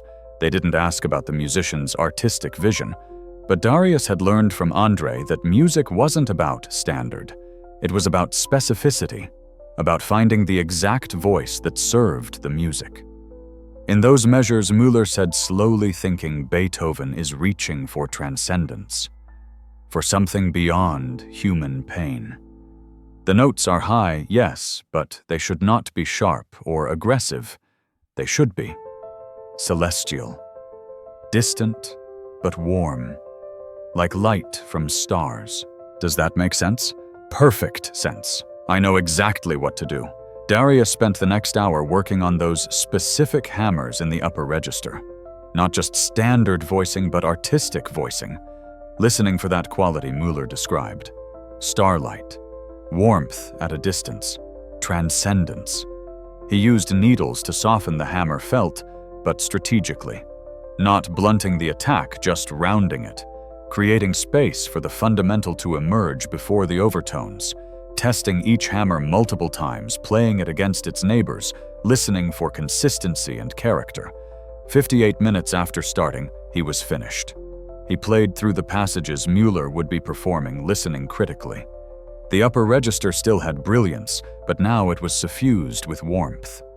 The notes still soared, but they didn't pierce. They glowed. Mueller returned exactly at the 1 hour mark. He sat at the piano without speaking and played the problematic passages, then played them again and again. Finally, he looked at Darius and nodded once. Yes, this is correct. This is what Beethoven needs. You have good ears, Hayes, and good hands. Thank you. Over the next 3 days, Darius maintained the Steinway while Mueller rehearsed. Small adjustments here and there as the pianist worked through the piece, discovering new nuances, new demands. Mueller would occasionally stop and ask for a specific change. This hammer, can you make it slightly more responsive? This key, the return. Spring feels weak. In this section, I need more resonance from the soundboard.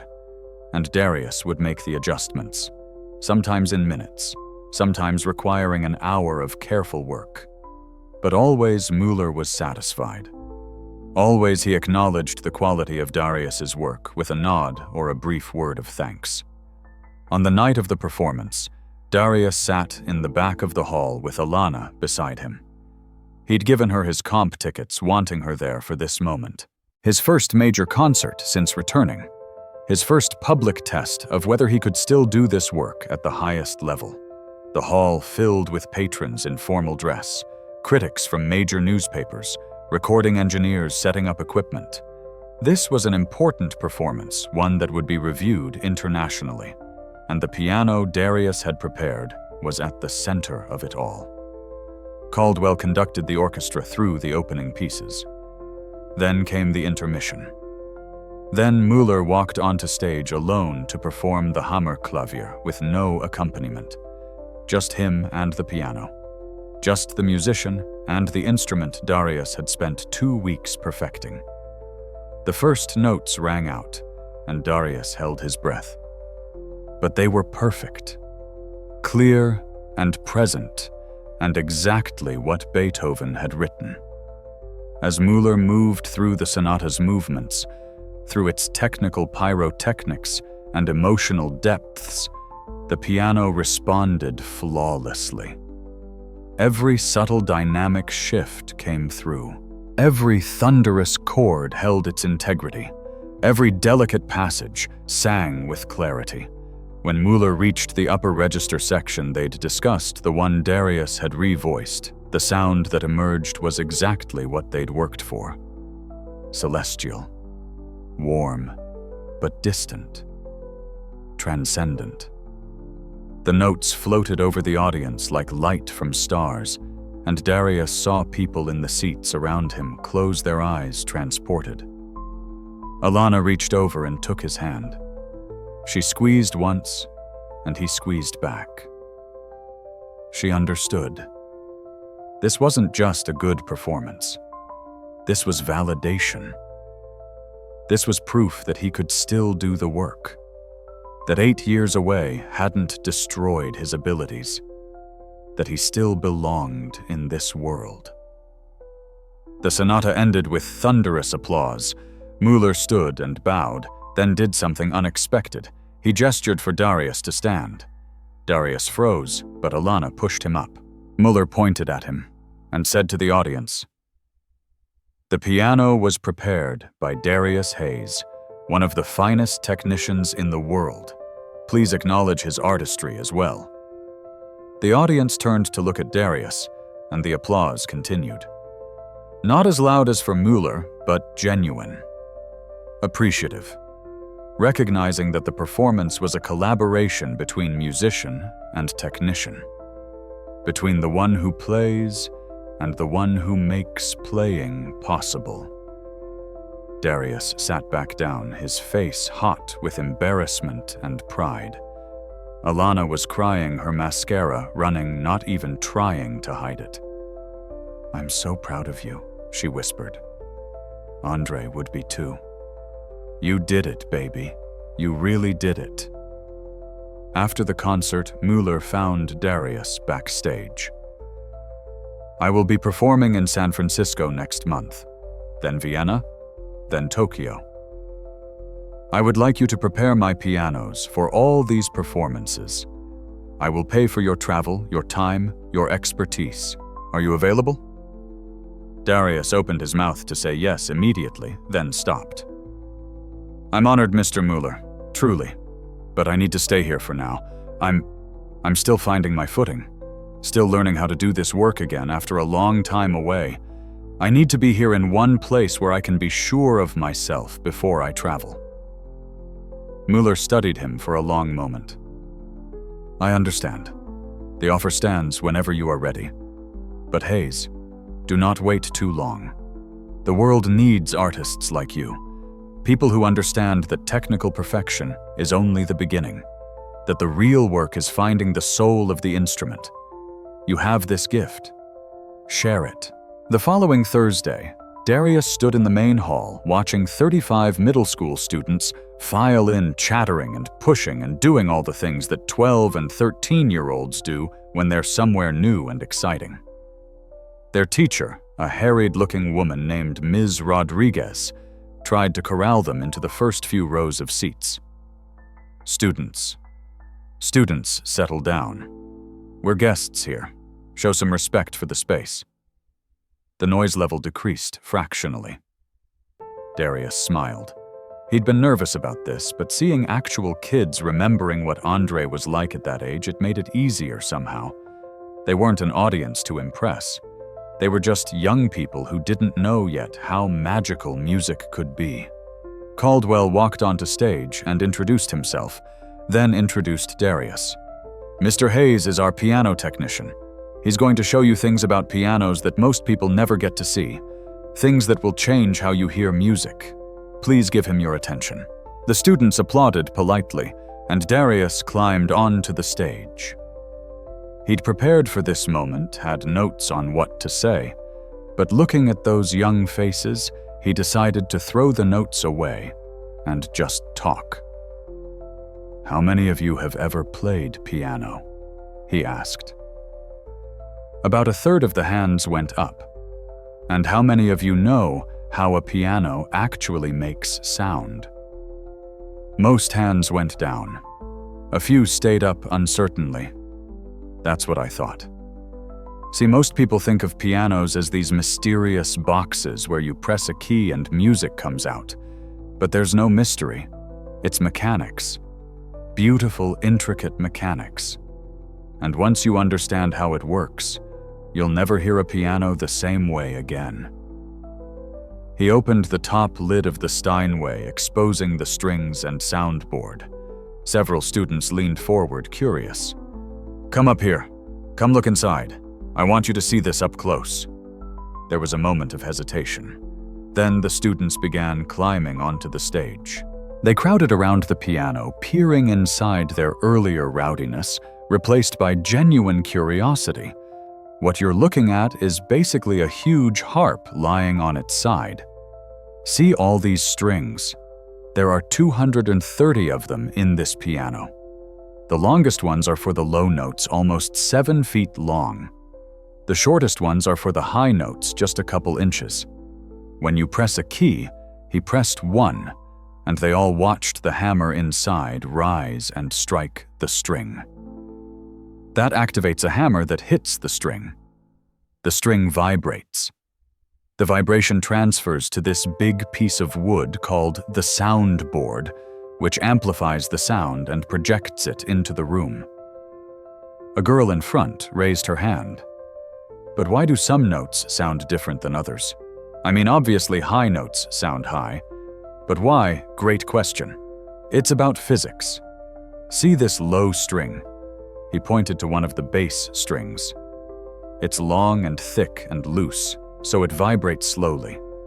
Slow vibrations make low sounds. Now look at this high string. He pointed to a treble string. Short, thin, tight. It vibrates fast. Fast vibrations make high sounds. Same principle as guitar strings. Same principle as vocal cords, actually.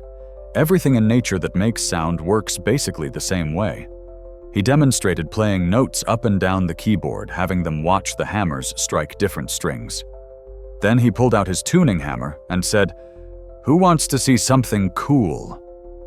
Every hand went up. He deliberately detuned one of the middle strings just slightly, then played a note. Hear that? It sounds wrong, right, Sour? That's because the string is vibrating at the wrong frequency. Now watch. He used the tuning hammer to adjust the pin, tightening the string. I'm listening carefully, matching it to the other strings around it. When I get it right, he played the note again, perfectly in tune. It sounds beautiful. That's what I do. I make sure every one of these 230 strings is vibrating at exactly the right frequency, so when you play, it sounds like music instead of noise. A boy near the back called out, "How do you know when it's right? Like, how do your ears know?" Practice. Lots and lots of practice. But also, you can feel it. When a note is perfectly in tune, the vibrations lock together. They reinforce each other. It's like when you're singing with someone and your voices blend perfectly. You can feel that moment of rightness. Same thing with piano strings. When I get a note in tune, I can feel it as much as hear it. He spent the next 40 minutes showing them everything. How the pedals worked, how the action mechanism transmitted the motion of a key press to a hammer strike, how the dampers stopped the strings from ringing forever, how voicing changed the tone quality, how regulation ensured every key felt the same. And the students were engaged, asking questions, touching parts gently when he said it was okay, watching with wide eyes as he demonstrated how tiny adjustments changed the sound dramatically. Near the end, a quiet girl who'd been watching but not speaking raised her hand. "Mr. Hayes, do you have a favorite piano note?" The question caught him off guard. A favorite note. Yeah. Like, if you had to pick just one note, the one that sounds the most beautiful to you, which one would it be? Darius thought about it. Really thought about it. Middle C, he said finally. Not the highest, not the lowest, just middle C. You want to know why? She nodded. Because it's the note I always started on with my son. When I was teaching him piano, we'd begin every lesson by playing middle C together. Just that one note, making sure we could hear it clearly, hear all its overtones, hear the way it filled the room. Before we played anything complicated, we had to be able to hear that one simple note perfectly. So for me, middle C means beginning, means learning, means sharing music with someone you love. The girl smiled. That's nice. I'm going to remember that. After the students left, Ms. Rodriguez came up to thank him.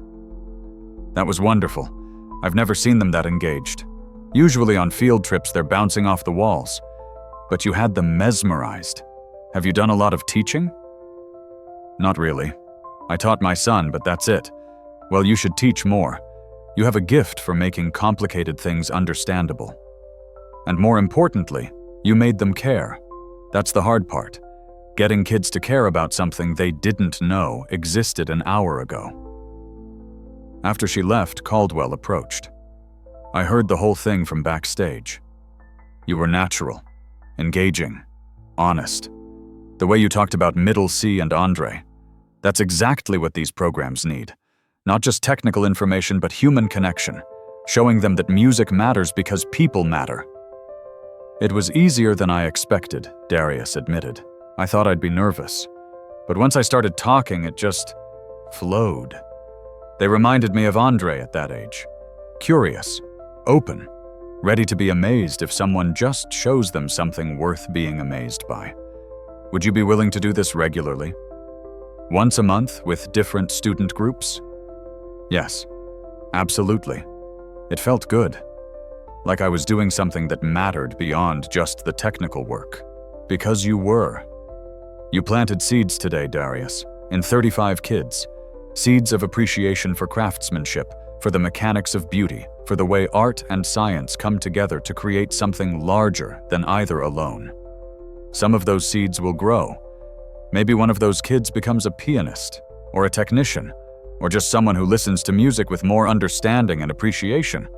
That's worth doing. That night, Darius told Alana about the students, about their questions, about the girl who asked about his favorite note. I talked about Andre, he said. Not the accident, not the grief, just the good parts, the teaching, the shared love of music. And it didn't hurt. Or it did hurt, but in a good way. Like remembering the joy didn't take away the loss, but it also didn't make the loss worse. It just was. Both things existing at the same time. Alana pulled him close. That's healing. That's what it looks like. Being able to hold the joy and the grief together. Not choosing one or the other, but acknowledging both. I think I'm getting there. To a place where Andre's memory doesn't just equal pain, where I can remember teaching him Middle C and smile instead of falling apart, where I can share stories about him without feeling like I'm being ripped open. You are getting there. I can see it.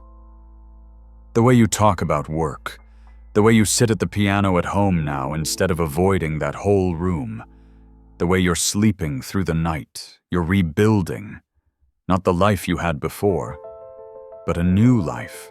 One that includes the loss but isn't defined entirely by it. Darius looked at her. This woman who'd waited 8 years for him to find his way back and felt overwhelming gratitude. Thank you for not giving up, for being patient, for loving me even when I was barely present. 3 months into his new position, Darius had settled into a rhythm. Days spent maintaining instruments, preparing for performances, working with musicians. Evenings often spent in the hall, after everyone left fine-tuning perfecting, finding that extra percentage of quality that separated good from exceptional. He was working late on a Tuesday, voicing the hammers on the Baldwin upright in the rehearsal room when he heard someone playing in the main hall. He checked his watch. 11:30 p.m. The building should have been empty except for him and the night security guard. Curious, he walked to the main hall and stood at the back, listening. Someone was playing the Steinway, and they were good. Really good. Not professional level, but skilled. Passionate. Playing Chopin's Nocturne in E-flat major with real feeling. He walked down the aisle and saw a young man at the piano, maybe 19 or 20. Black kid with dreadlocks, wearing jeans and a hoodie. His hands moved over the keys with practiced ease, but there was something hesitant about his playing, like he was holding back. Darius waited until the piece ended before speaking. That was beautiful. The young man spun around, startled. Oh shit, sorry, I didn't think anyone was here. I know I'm not supposed to be, but the security guard is cool with me practicing late sometimes. I'll leave. Wait, don't leave. I'm Darius, the piano technician. You play well. How long have you been studying? 12 years, I guess. Started when I was 8. I'm not like officially studying now, though. Can't afford it. But I come here when I can practice on the good pianos. He stood nervous. For real, I'll go. Don't want to get anyone in trouble. You're not in trouble, and you don't have to leave. But can I ask you something? Why are you holding back? What do you mean? When you play, you have the technique, you understand the music, but you're playing at about 70%, like you're afraid to fully commit. Why? The young man looked down at his hands. I don't know. I guess I don't feel like I have the right. Like this isn't my piano, this isn't my hall. I'm just some kid who sneaks in late at night because I can't afford my own instrument. How can I play like it's mine when it's not? Darius felt something twist in his chest. He thought about Andre, who'd had every advantage, who'd never questioned whether he belonged on a concert stage, who'd taken his access to good instruments for granted. And here was this talented young man holding himself back because he didn't feel worthy. What's your name? Marcus. Marcus Washington. Marcus, I want you to play that piece again. But this time, I want you to play it like you own this piano. Like it was made specifically for you. Like no one in the world has more right to make music on this instrument than you do. Can you do that? Marcus looked uncertain. I don't know if I can. Try. Just once. For me. Marcus sat back down at the piano, positioned his hands, took a deep breath, and began to play the Nocturne again. This time it was different, fuller, richer, more alive. He leaned into the instrument instead of tiptoeing around it, used the full dynamic range instead of playing everything at mezzo forte, took risks with tempo and phrasing instead of sticking rigidly to what was written. He played like he meant it. When he finished, his eyes were wet. I didn't know I could make it sound like that. You've always been able to. You just weren't giving yourself permission. Darius came closer, sat on the bench beside Marcus. Can I tell you something? Talent isn't about who can afford the best teachers or the best instruments. It's about who loves music enough to pursue it, even when the world makes it hard. You're here at 11:30 at night practicing on borrowed time because you love this. That dedication, that's worth more than any expensive education. But I'm not going anywhere with it. I work 2 jobs just to pay rent. I can't afford to audition for schools. Can't afford to go even if I got in. Music is it's a dream that's not practical for someone like me. Someone like you. What does that mean? Marcus gestured at himself. Come on, man. You know, black kid from the wrong side of town. No connections, no money, no family in the industry. The classical music world isn't exactly welcoming to people like me. I'm not naive about that. Darius thought about his own son, about the doors that had opened for Andre because he'd had the right training, the right opportunities, the right last name, about how Andre's talent had been nurtured while someone equally talented like Marcus had to sneak into a concert hall at midnight just to practice. "You're right," Darius said. "The industry isn't fair. It's stacked against people who don't come from privilege. But that doesn't mean you give up.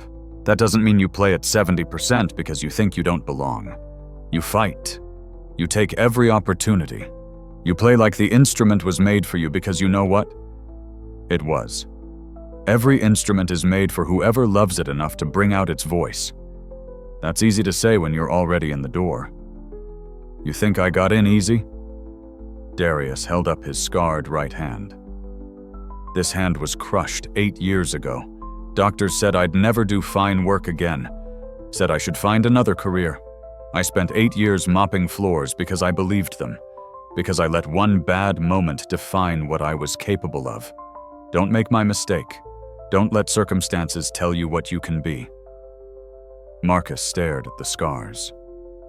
"What changed? How'd you come back?" "Someone believed in me when I didn't believe in myself. Someone gave me permission to try again. And I'm giving you that same permission. You belong here, Marcus. You belong at this piano. You belong in this world. Your talent is real. Your dedication is real. Don't waste it because the system is rigged. Work twice as hard. Be twice as good. And when doors don't open, kick them down. You make it sound simple. It's not simple. It's the hardest thing you'll ever do. But the alternative is giving up on the thing you love because someone told you that you can't have it. And I'm telling you as someone who gave up for 8 years, it's not worth it. The regret will eat you alive." They sat in silence for a moment. Then Marcus said, "Would you listen to me play something else? Something I wrote. You compose a little, nothing fancy, just pieces that come to me. I've never shown anyone. I'd be honored to hear it." Marcus began to play an original composition. It was rough around the edges, the structure wasn't perfect, but it had something. A voice, a perspective, a truth that only Marcus could express. It was modern, but accessible, complex, but emotional. It spoke of struggle and hope and the stubborn refusal to be silenced. When he finished, Darius said, "That's good. Really good. Have you ever worked with a composition teacher? Can't afford it. What if I could arrange something, free lessons in exchange for helping around the hall, copying music, organizing the library, assisting during rehearsals? Nothing glamorous, but it would give you access. Would you be interested?" Marcus's eyes went wide. "Are you serious? You could do that. I can talk to Maestro Caldwell. He's always looking for dedicated help. And he believes in supporting young talent, especially talent that gets overlooked by the traditional system. No promises, but I'll try. Give me your contact information." Marcus gave him his phone number with shaking hands. "Why are you doing this? You don't know me. Because someone did it for me when I needed it. And because I had a son. His name was Andre. He was a pianist. Very talented. He died 8 years ago. And I thought music died with him. But meeting people like you, people who love music enough to fight for it, it makes me realize Andre's love of music doesn't die unless I let it. If I can help you the way I helped him, if I can pass on what I know to someone who will use it, that feels like honoring his memory. I'm sorry about your son. Thank you. He would have liked you, would have loved hearing your composition. He believed everyone had music to share regardless of where they came from or what they looked like. He was right about that." Marcus stood to leave, then turned back. "Mr. Hayes, thank you for listening, for seeing me, for giving me permission. I didn't realize how much I needed that. Come back tomorrow night, same time. I'll leave the rehearsal room unlocked. The Baldwin upright in there isn't as nice as this Steinway, but it's a good instrument. You can practice without worrying about the security guard. And Marcus play at 100%. Always. The instrument can handle it. The question is whether you can. After Marcus left, Darius sat alone at the Steinway and played middle C. That note he'd shared with Andre thousands of times. The note that meant beginning. The note that meant teaching. The note that meant love, and he realized something. He'd been so focused on his own grief, on his own loss, that he'd forgotten music was never about him alone. It was about connection, about passing on knowledge and passion and possibility, about being the person for Marcus that someone had been for Andre, about keeping the cycle going even when it hurt. He played middle C again, and this time it didn't just remind him of loss, it reminded him of purpose, of why he'd come back to this work, of what it meant to be part of something larger than personal grief. Darius did talk to Caldwell the next day, explained about Marcus, about his talent and dedication, about the composition he'd written. Caldwell listened, asked questions, then said, "Bring him to my office Thursday afternoon. I want to hear him play." Thursday came, and Marcus arrived nervous, wearing his best clothes, which still weren't very good. Caldwell greeted him warmly, asked about his background, his training, his goals. Then he said, "Play something for me. Anything you want." Marcus sat at the small upright in Caldwell's office and played his original composition, the same one he'd played for Darius. Caldwell listened with his eyes closed, the way he always did when he was truly hearing music, instead of just listening to it. When Marcus finished, Caldwell was quiet for a long time. Then he said, "That's remarkable. Truly, you have a composer's mind. You're thinking harmonically, structurally, narratively. With proper training, you could be extraordinary." "I can't afford training, sir." "I know. That's why I'm offering you a position. Assistant music librarian. 20 hours a week, minimum wage, but it comes with benefits, including free access to any of our educational programs, composition lessons with our resident composer, theory classes, performance opportunities, and unlimited practice time on our instruments. Are you interested?" Marcus looked like he might cry. "Yes. God, yes. Thank you. I don't know what to say. Say you'll work hard. Say you'll take advantage of every opportunity. Say you'll play at 100% as Darius advised. That's all I need to hear." Over the following months, Marcus became a fixture at the hall.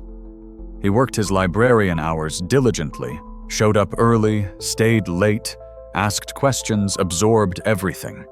His composition lessons revealed a genuine gift. His theory improved rapidly, and his playing, now that he'd given himself permission to fully commit, was transforming from good to exceptional. Darius took him under his wing, taught him not just piano technique, but piano mechanics. How to voice a hammer, how to regulate an action, how to hear what an instrument needed. Marcus had good ears and quick hands. He learned fast. "Why are you teaching me this?" Marcus asked one evening while they worked together on the Baldwin. "I'm a pianist, not a technician, because understanding the instrument makes you a better musician. Because knowing how sound is created helps you create better sound. And because I taught my son these things, and now I'm teaching you. It feels right. Feels like continuing something that shouldn't have ended." Marcus was quiet for a moment. "Your son. Andre. You talk about him more now than when we first met. That's good, right? That you can talk about him. It's progress. I spent 8 years not talking about him because it hurt too much. But I'm learning that not talking about him hurt in a different way. It made him disappear twice. Once when he died. Once when I stopped saying his name. Now I'm bringing him back. Not literally, but in memory. In the way I teach. In the things I pass on. He's present again, even though he's gone. What would he think of me if he were here?" Darius smiled. "He'd love you. He'd be excited about your compositions.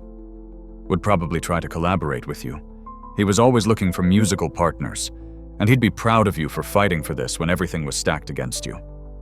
Andre believed talent should be supported regardless of circumstances. You're proof he was right.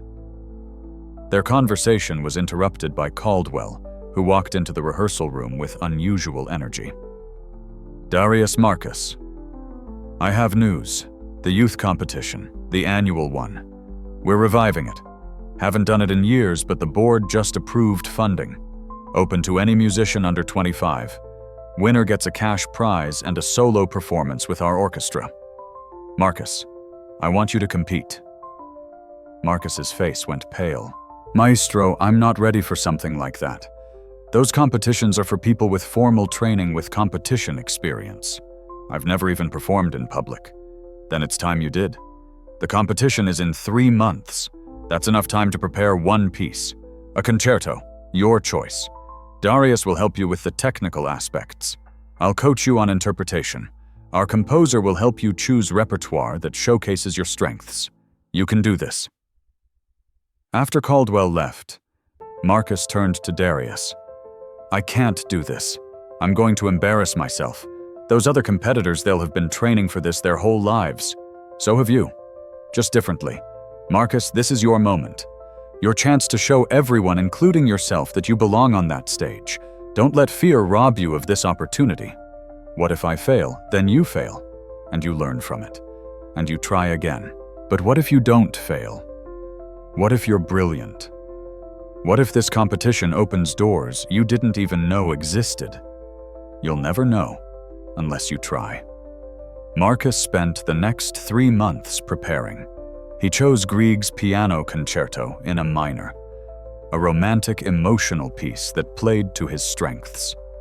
Darius worked with him on technique, helping him navigate the difficult passages, building his stamina for the concerto's demands. Caldwell coached him on musicality, on finding the story in the music.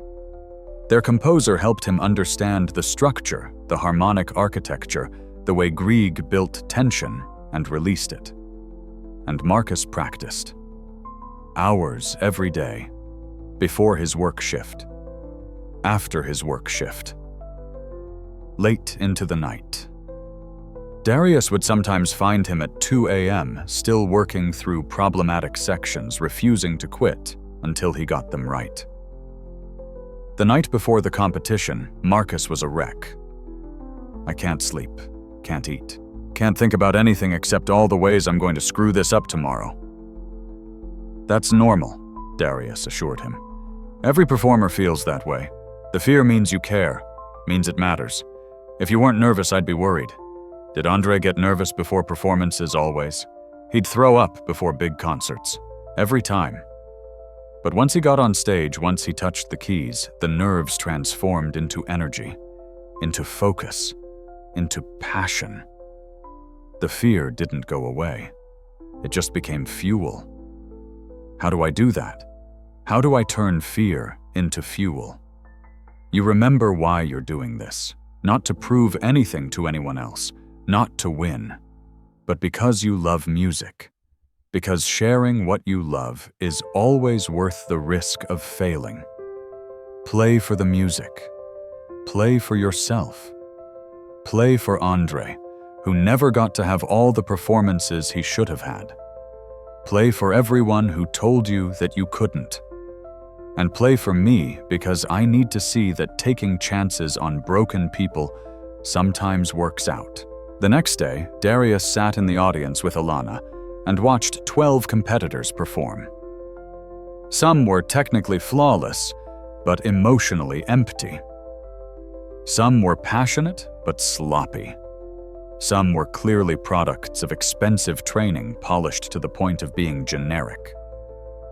Then Marcus walked onto the stage, wearing a borrowed suit that didn't quite fit, looking terrified, sitting at the piano like he wasn't sure he had permission.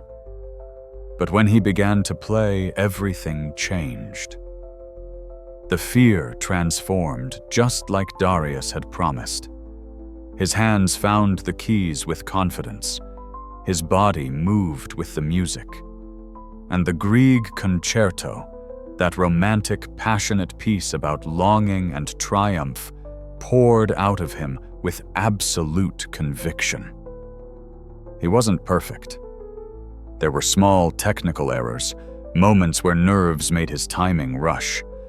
But there was also truth. Honesty. The sound of someone who had fought for every note, who had earned the right to be on that stage through sheer determination. When he finished, the applause was immediate and genuine. Darius and Alana were on their feet before they realized they were standing. Tears streamed down Darius's face, and he didn't care who saw. Marcus took his bow, and his eyes found Darius in the audience. They locked gazes, and Darius nodded once. You did it. You were brave. You were brilliant.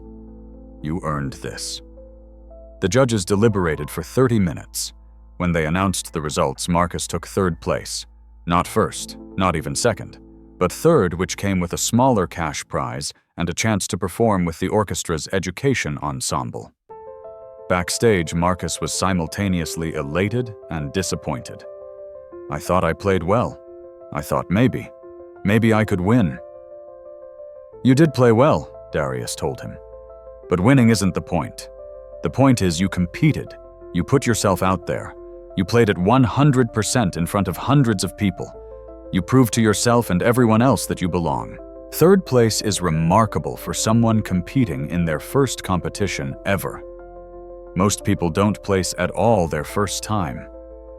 But the winners, they were so polished, so professional. I felt like a kid playing pretend they've been doing this longer, but you know what you have that they don't. You have hunger. You have the knowledge of what it's like to fight for every opportunity. That makes you dangerous, because when you finally get all the training and polish they have, you'll also have that fire, and then no one will be able to stop you. Caldwell found them and pulled Marcus aside. Third place. I'm proud of you. And I have more news. One of the judges is from the San Francisco Conservatory. She wants to offer you a scholarship. Full tuition, room and board, starting next fall, if you're interested. Marcus's knees actually buckled. Darius caught him. Are you? Is this real? This isn't a joke. Completely real.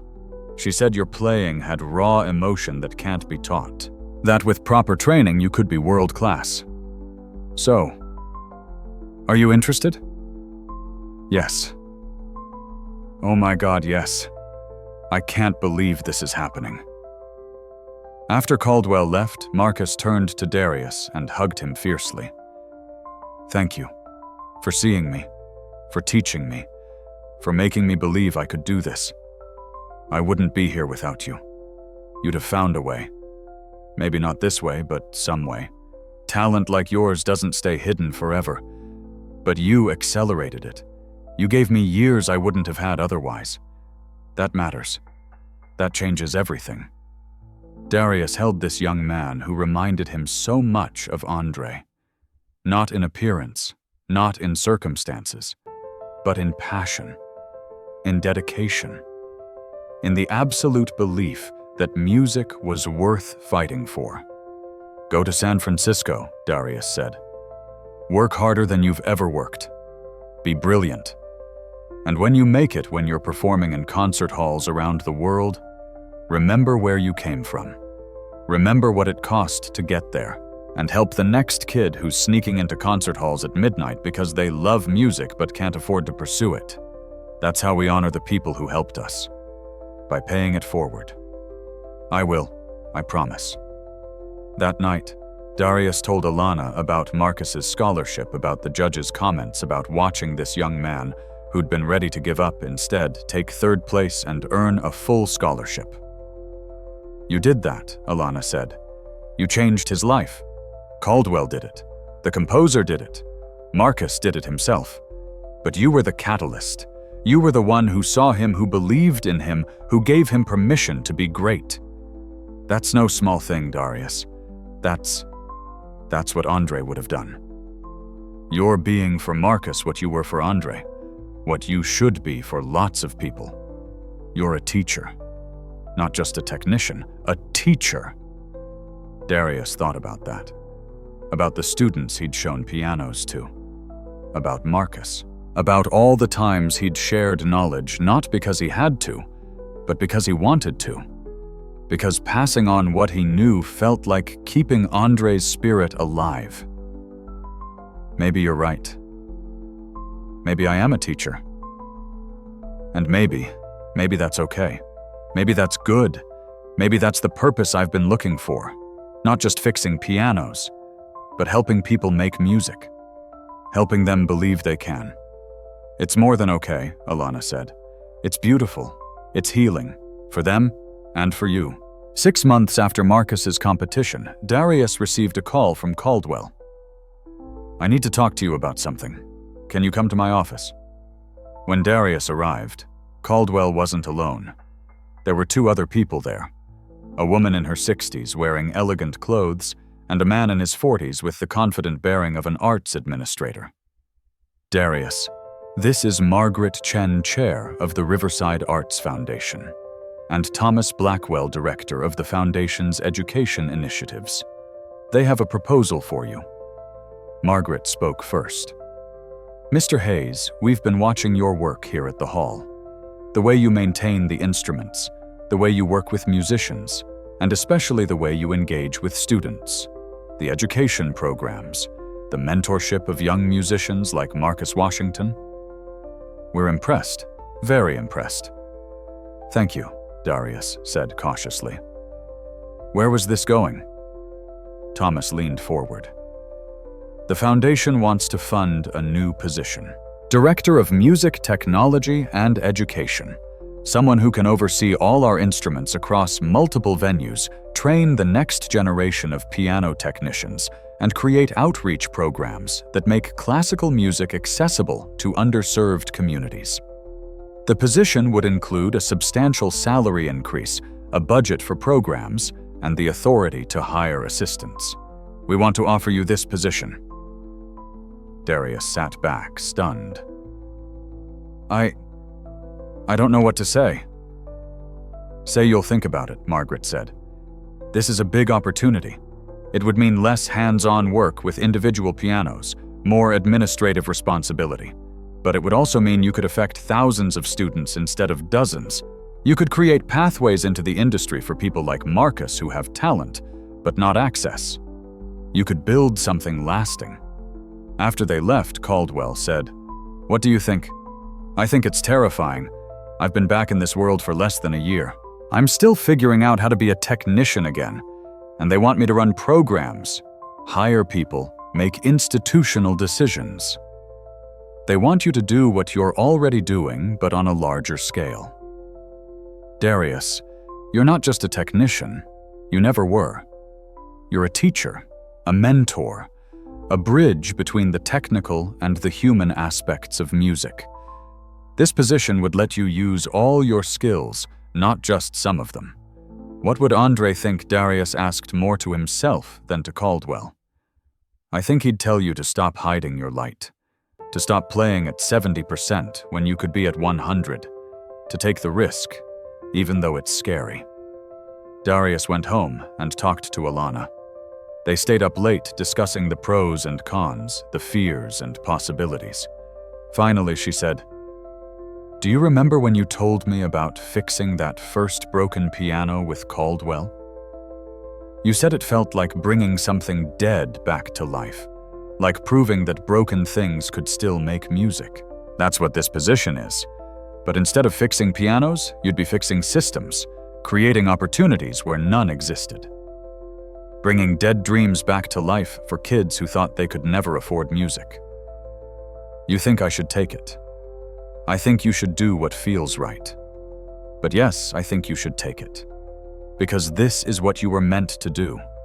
Not just repair instruments, but repair the barriers that keep people from music. Build bridges, create access. That's a beautiful purpose, Darius. And I think you'd be extraordinary at it." Darius accepted the position the next day. He started immediately, though he insisted on maintaining hands-on work as well. He couldn't completely leave the pianos.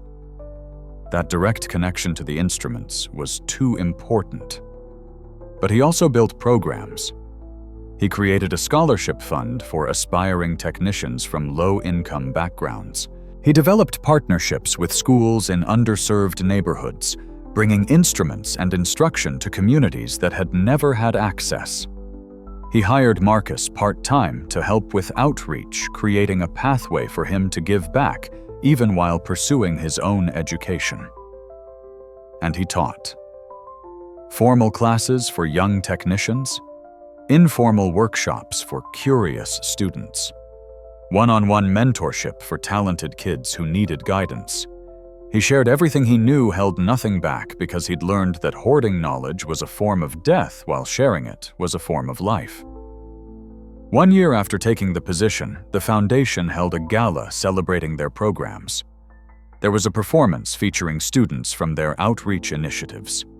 Kids from schools that had never had music programs before, now playing with confidence and joy. Marcus performed home from San Francisco for the event. He played his own composition, the one he'd been working on when Darius first heard him, but expanded, now developed, transformed through his conservatory training into something polished while still retaining its raw, emotional truth. After the performance, Marcus found Darius backstage. "I couldn't have done this without you. You know that, right? A year ago, I was sneaking into concert halls at midnight, convinced I'd never have a real shot. Now I'm at one of the best conservatories in the country with professors who believe in me, with opportunities I never imagined. You made that possible. You made it possible. I just opened a door. No, you did more than that. You showed me I deserved to walk through the door. That's different. That's everything." The gala ended with Caldwell giving a speech about the importance of access and opportunity in the arts. He talked about potential being everywhere, but opportunity being scarce. He talked about the need to build bridges, not walls. And at the end, he said none of this would exist without Darius Hayes, a man who came back from profound loss to build something beautiful, who transformed personal grief into communal opportunity, who proved that broken things, whether pianos or people or systems, can be repaired if someone has the courage to try. "Darius, would you come up here?" Darius walked onto the stage, uncomfortable with the attention, but unable to refuse. The audience applauded. Students he'd taught, musicians he'd worked with, foundation board members. Alana in the front row crying proud tears. Caldwell handed him the microphone.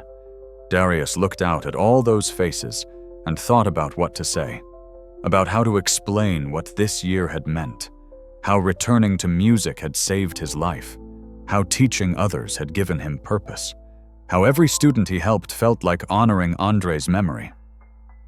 A year and a half ago, he finally said, "I was a janitor who couldn't touch a piano without falling apart.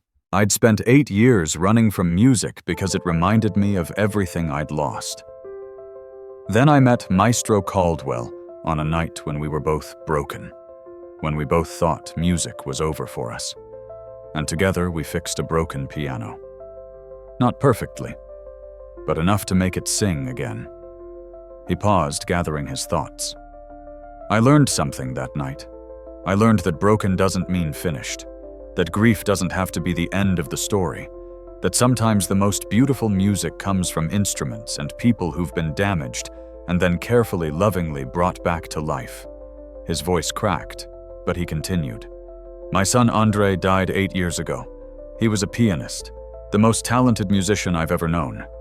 And for a long time I thought his death meant music had to die too. But I was wrong.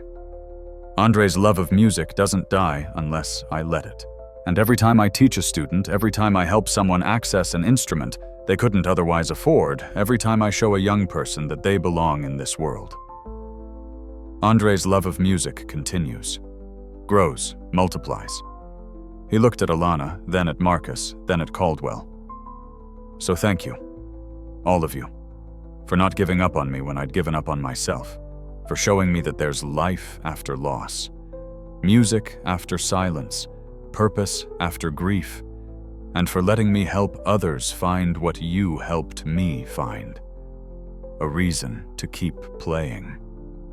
The applause was deafening. Darius stepped back from the microphone and let it wash over him.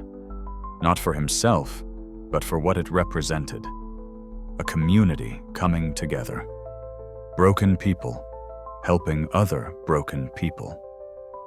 Music as a force for healing and connection and hope.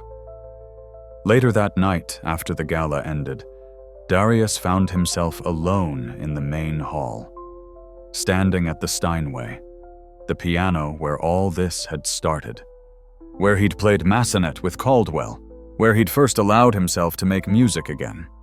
He sat at the bench and played middle C, that note that had meant so much to him and Andre, that represented beginning, learning, love. And he realized that it could mean something new now too. It could mean continuing, teaching, building. He played a scale, then a chord progression. Then, without planning it, he began to play one of Andre's compositions. Not the simple morning song from years ago, but a more complex piece Andre had written shortly before he died. A piece Darius had never been able to play because it hurt too much. But now, he played it. All the way through. And yes, it hurt. The grief was still there, would always be there. But it was bearable now, woven through with other feelings. Pride, gratitude, purpose. The grief hadn't disappeared, but it wasn't the only thing anymore. When he finished, he spoke out loud to the empty hall, to Andre, to the memory of his son. "I'm okay now. It took a long time, longer than it should have. But I'm okay. I'm making music again. I'm teaching. I'm helping other people find what you and I had together. I hope you're proud. I hope wherever you are you can see what I'm doing. See that I didn't let it end with you. I kept going, kept playing, kept teaching, because that's what you would have wanted. That's what you would have done." No answer came. No sign. But Darius didn't need one. He felt the rightness of it in his bones, felt Andre's approval in the way the music had flowed from his hands, in the way the grief no longer paralyzed him, in the way he could remember joy without being destroyed by the loss that followed. He closed the piano lid gently and turned off the stage lights. As he walked up the aisle toward the exit, he looked back one last time at the Steinway, silhouetted in the darkness. Broken things making beautiful music. That's what Caldwell had said that first night. That's what they'd discovered together. And that's what Darius would spend the rest of his life teaching others. That damage doesn't mean the end. That grief doesn't have to be permanent silence. That with courage and help and time, even the most shattered instruments could sing again. The concert hall was packed. Every seat filled with people who'd come to hear something special. The stage was set simply. Just a piano in the center. A rebuilt Baldwin, actually. The same one Darius had fixed that first night with Caldwell. The foundation had purchased it, restored it properly, and now it traveled to schools and community centers, bringing music to places that had never had access before. Tonight, it was back home, in the Riverside Symphony Hall, where its second life had begun. Darius stood in the wings watching the audience settle. This was a special concert, a celebration of the Foundation's 3-year anniversary, an evening of performances by students who'd come through their programs. Kids who'd never touched an instrument before the Foundation brought music to their schools. Young technicians who'd trained under Darius and were now working professionally. Musicians like Marcus who'd gone from sneaking into concert halls to performing on concert stages around the country. Alana appeared beside him, taking his hand. "You ready?" As ready as I'll ever be. Still can't believe they talked me into performing. You're the reason all this exists. Of course they want you to perform. I haven't performed in public since Andre's last concert, 8 years ago. What if I freeze? What if I can't do it? Then you'll do what you've been teaching everyone else to do. You'll take a breath, remember why you're playing, and trust that broken things can still make beautiful music. Caldwell walked up dressed in his formal conductor's attire. Almost time. You nervous, terrified. Good. Channel that, use it, make it fuel. He smiled. That's what you told Marcus, isn't it? That fear means it matters easier to say than to live by. Always is. Caldwell squeezed his shoulder. You've got this. And Darius, thank you for everything you've built, everything you've shared. You've changed hundreds of lives. That matters more than any single performance. The house light dimmed. The audience quieted. Caldwell walked onto the stage to introduce the evening's performers.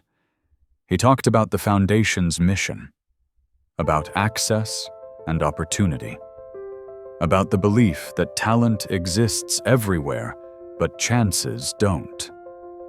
Then he said, "Our final performer tonight is someone special. Many of you know him as our Director of Music Technology and Education, the man who built these programs from the ground up. But before all that, he was simply Darius Hayes, a father, a musician, a technician, a teacher, someone who lost everything and found a way back through music. Tonight, he's going to play a piece that has deep personal meaning. A composition written by his son Andre Hayes, who passed away 11 years ago. This piece has never been performed publicly. Darius has never been able to play it. Until now. Please welcome Darius Hayes." The applause was warm and supportive as Darius walked onto the stage. His heart hammered. His hands trembled. Every instinct screamed at him to run. But he kept walking. To the rebuilt Baldwin. To the piano that represented his own rebuilding. To the instrument that proved broken things could be fixed. He sat at the bench and looked at the keys, placed his hands in position, and allowed himself one moment of pure terror before letting it transform into fuel. He began to play Andre's composition, the complex one, the one he'd finally managed to play through alone in the empty hall 3 years ago. But this time, he wasn't alone. This time, an audience of hundreds listened. This time, he was sharing Andre's music with the world instead of hoarding it in grief.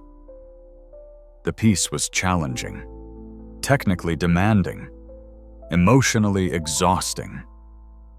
But Darius played through it, pouring everything he'd learned in the last 3 years into the performance. All the healing, all the growth, all the understanding that grief and beauty could coexist. There were moments where tears obscured his vision. Moments where his scarred right hand protested. Moments where he wanted to stop because the emotion was too much. But he continued. Because stopping would mean letting Andre's music die. And he'd spent 11 years doing that already. No more. The piece built to its climax, and Darius played with absolute conviction. This was his son's voice, his son's genius, his son's gift to the world. And Darius was finally strong enough to share it. The final notes rang out into silence. Darius held his hands on the keys until the vibrations died completely. Then he lifted them, resting them in his lap, and allowed himself to breathe. The applause started slowly, then built to a standing ovation. The entire audience on their feet, celebrating not just the performance, but what it represented. A father honoring his son, a broken man who'd found wholeness. A teacher who'd learned that the greatest lessons come from our deepest pain. Darius stood and bowed. And as he did, he looked up at the ceiling at the acoustic panels and lights and infrastructure that made this beautiful hall function. And he thought, "Thank you, Andre, for giving me this music, for showing me what passion looks like, for making me a father who got to teach and learn and grow alongside someone extraordinary. I miss you. I'll always miss you. But I'm okay now. I'm more than okay. I'm alive again. I'm playing again. I'm passing on what you taught me. And I hope that makes you proud." He took a final bow and walked off stage. Backstage, Caldwell embraced him. That was extraordinary. Andre would be so proud. I hope so.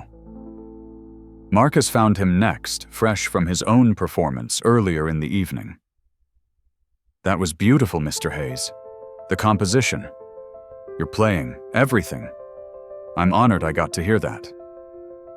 More students came, more musicians, more people whose lives Darius had touched in the last 3 years, each thanking him, each celebrating not just tonight's performance, but the journey that led to it. Finally, Alana pushed through the crowd and pulled him close. You did it. You really did it. Played Andre's music in public. Let people hear his voice. I'm so proud of you. It was time. Past time, really. I've been holding on to his music like I could keep him alive by never letting anyone else hear it. But that's not how memory works. That's not how love works. Sharing his music. That's what keeps him alive. That's what honors him. They stood together in the backstage chaos, and Darius felt complete. Not happy. Not healed. Those were too simple. But complete. Like all the pieces of his life, broken and scattered for so long, had finally come together in a new pattern. Not the same as before, but beautiful in its own way. The concert ended. The audience left. The musicians packed up their instruments. Slowly, the hall emptied until it was just Darius and the rebuilt Baldwin on stage.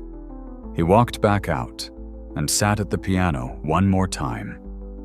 Played middle C, that note that had meant so much. Beginning, learning, love. Continuing, teaching, building. And now it meant one more thing: completion. The end of a journey that started with a janitor and a conductor fixing a broken piano in a storage room. A journey through grief and healing and purpose. A journey that proved music could survive anything, even death. Even loss. Even 8 years of silence. Darius played a final chord. C major. The chord that feels like home. And he let it ring out into the empty hall, filling the space with sound and memory and hope. Then he closed the piano lid and walked toward the exit, toward Alana. Toward the life he'd rebuilt, toward all the students and instruments and music still waiting for him, toward a future that would always include Andre not as a wound that couldn't heal, but as a foundation that supported everything beautiful Darius would build. The lights in the hall dimmed, the doors closed, and somewhere in the darkness, in the echoes of all the music that had filled this space for decades, Andre's composition lingered. Not as grief, not as loss, but as what it had always been: a gift, a voice, a reminder that some things once created never truly die. They just wait for someone brave enough to share them. And Darius finally had found that courage.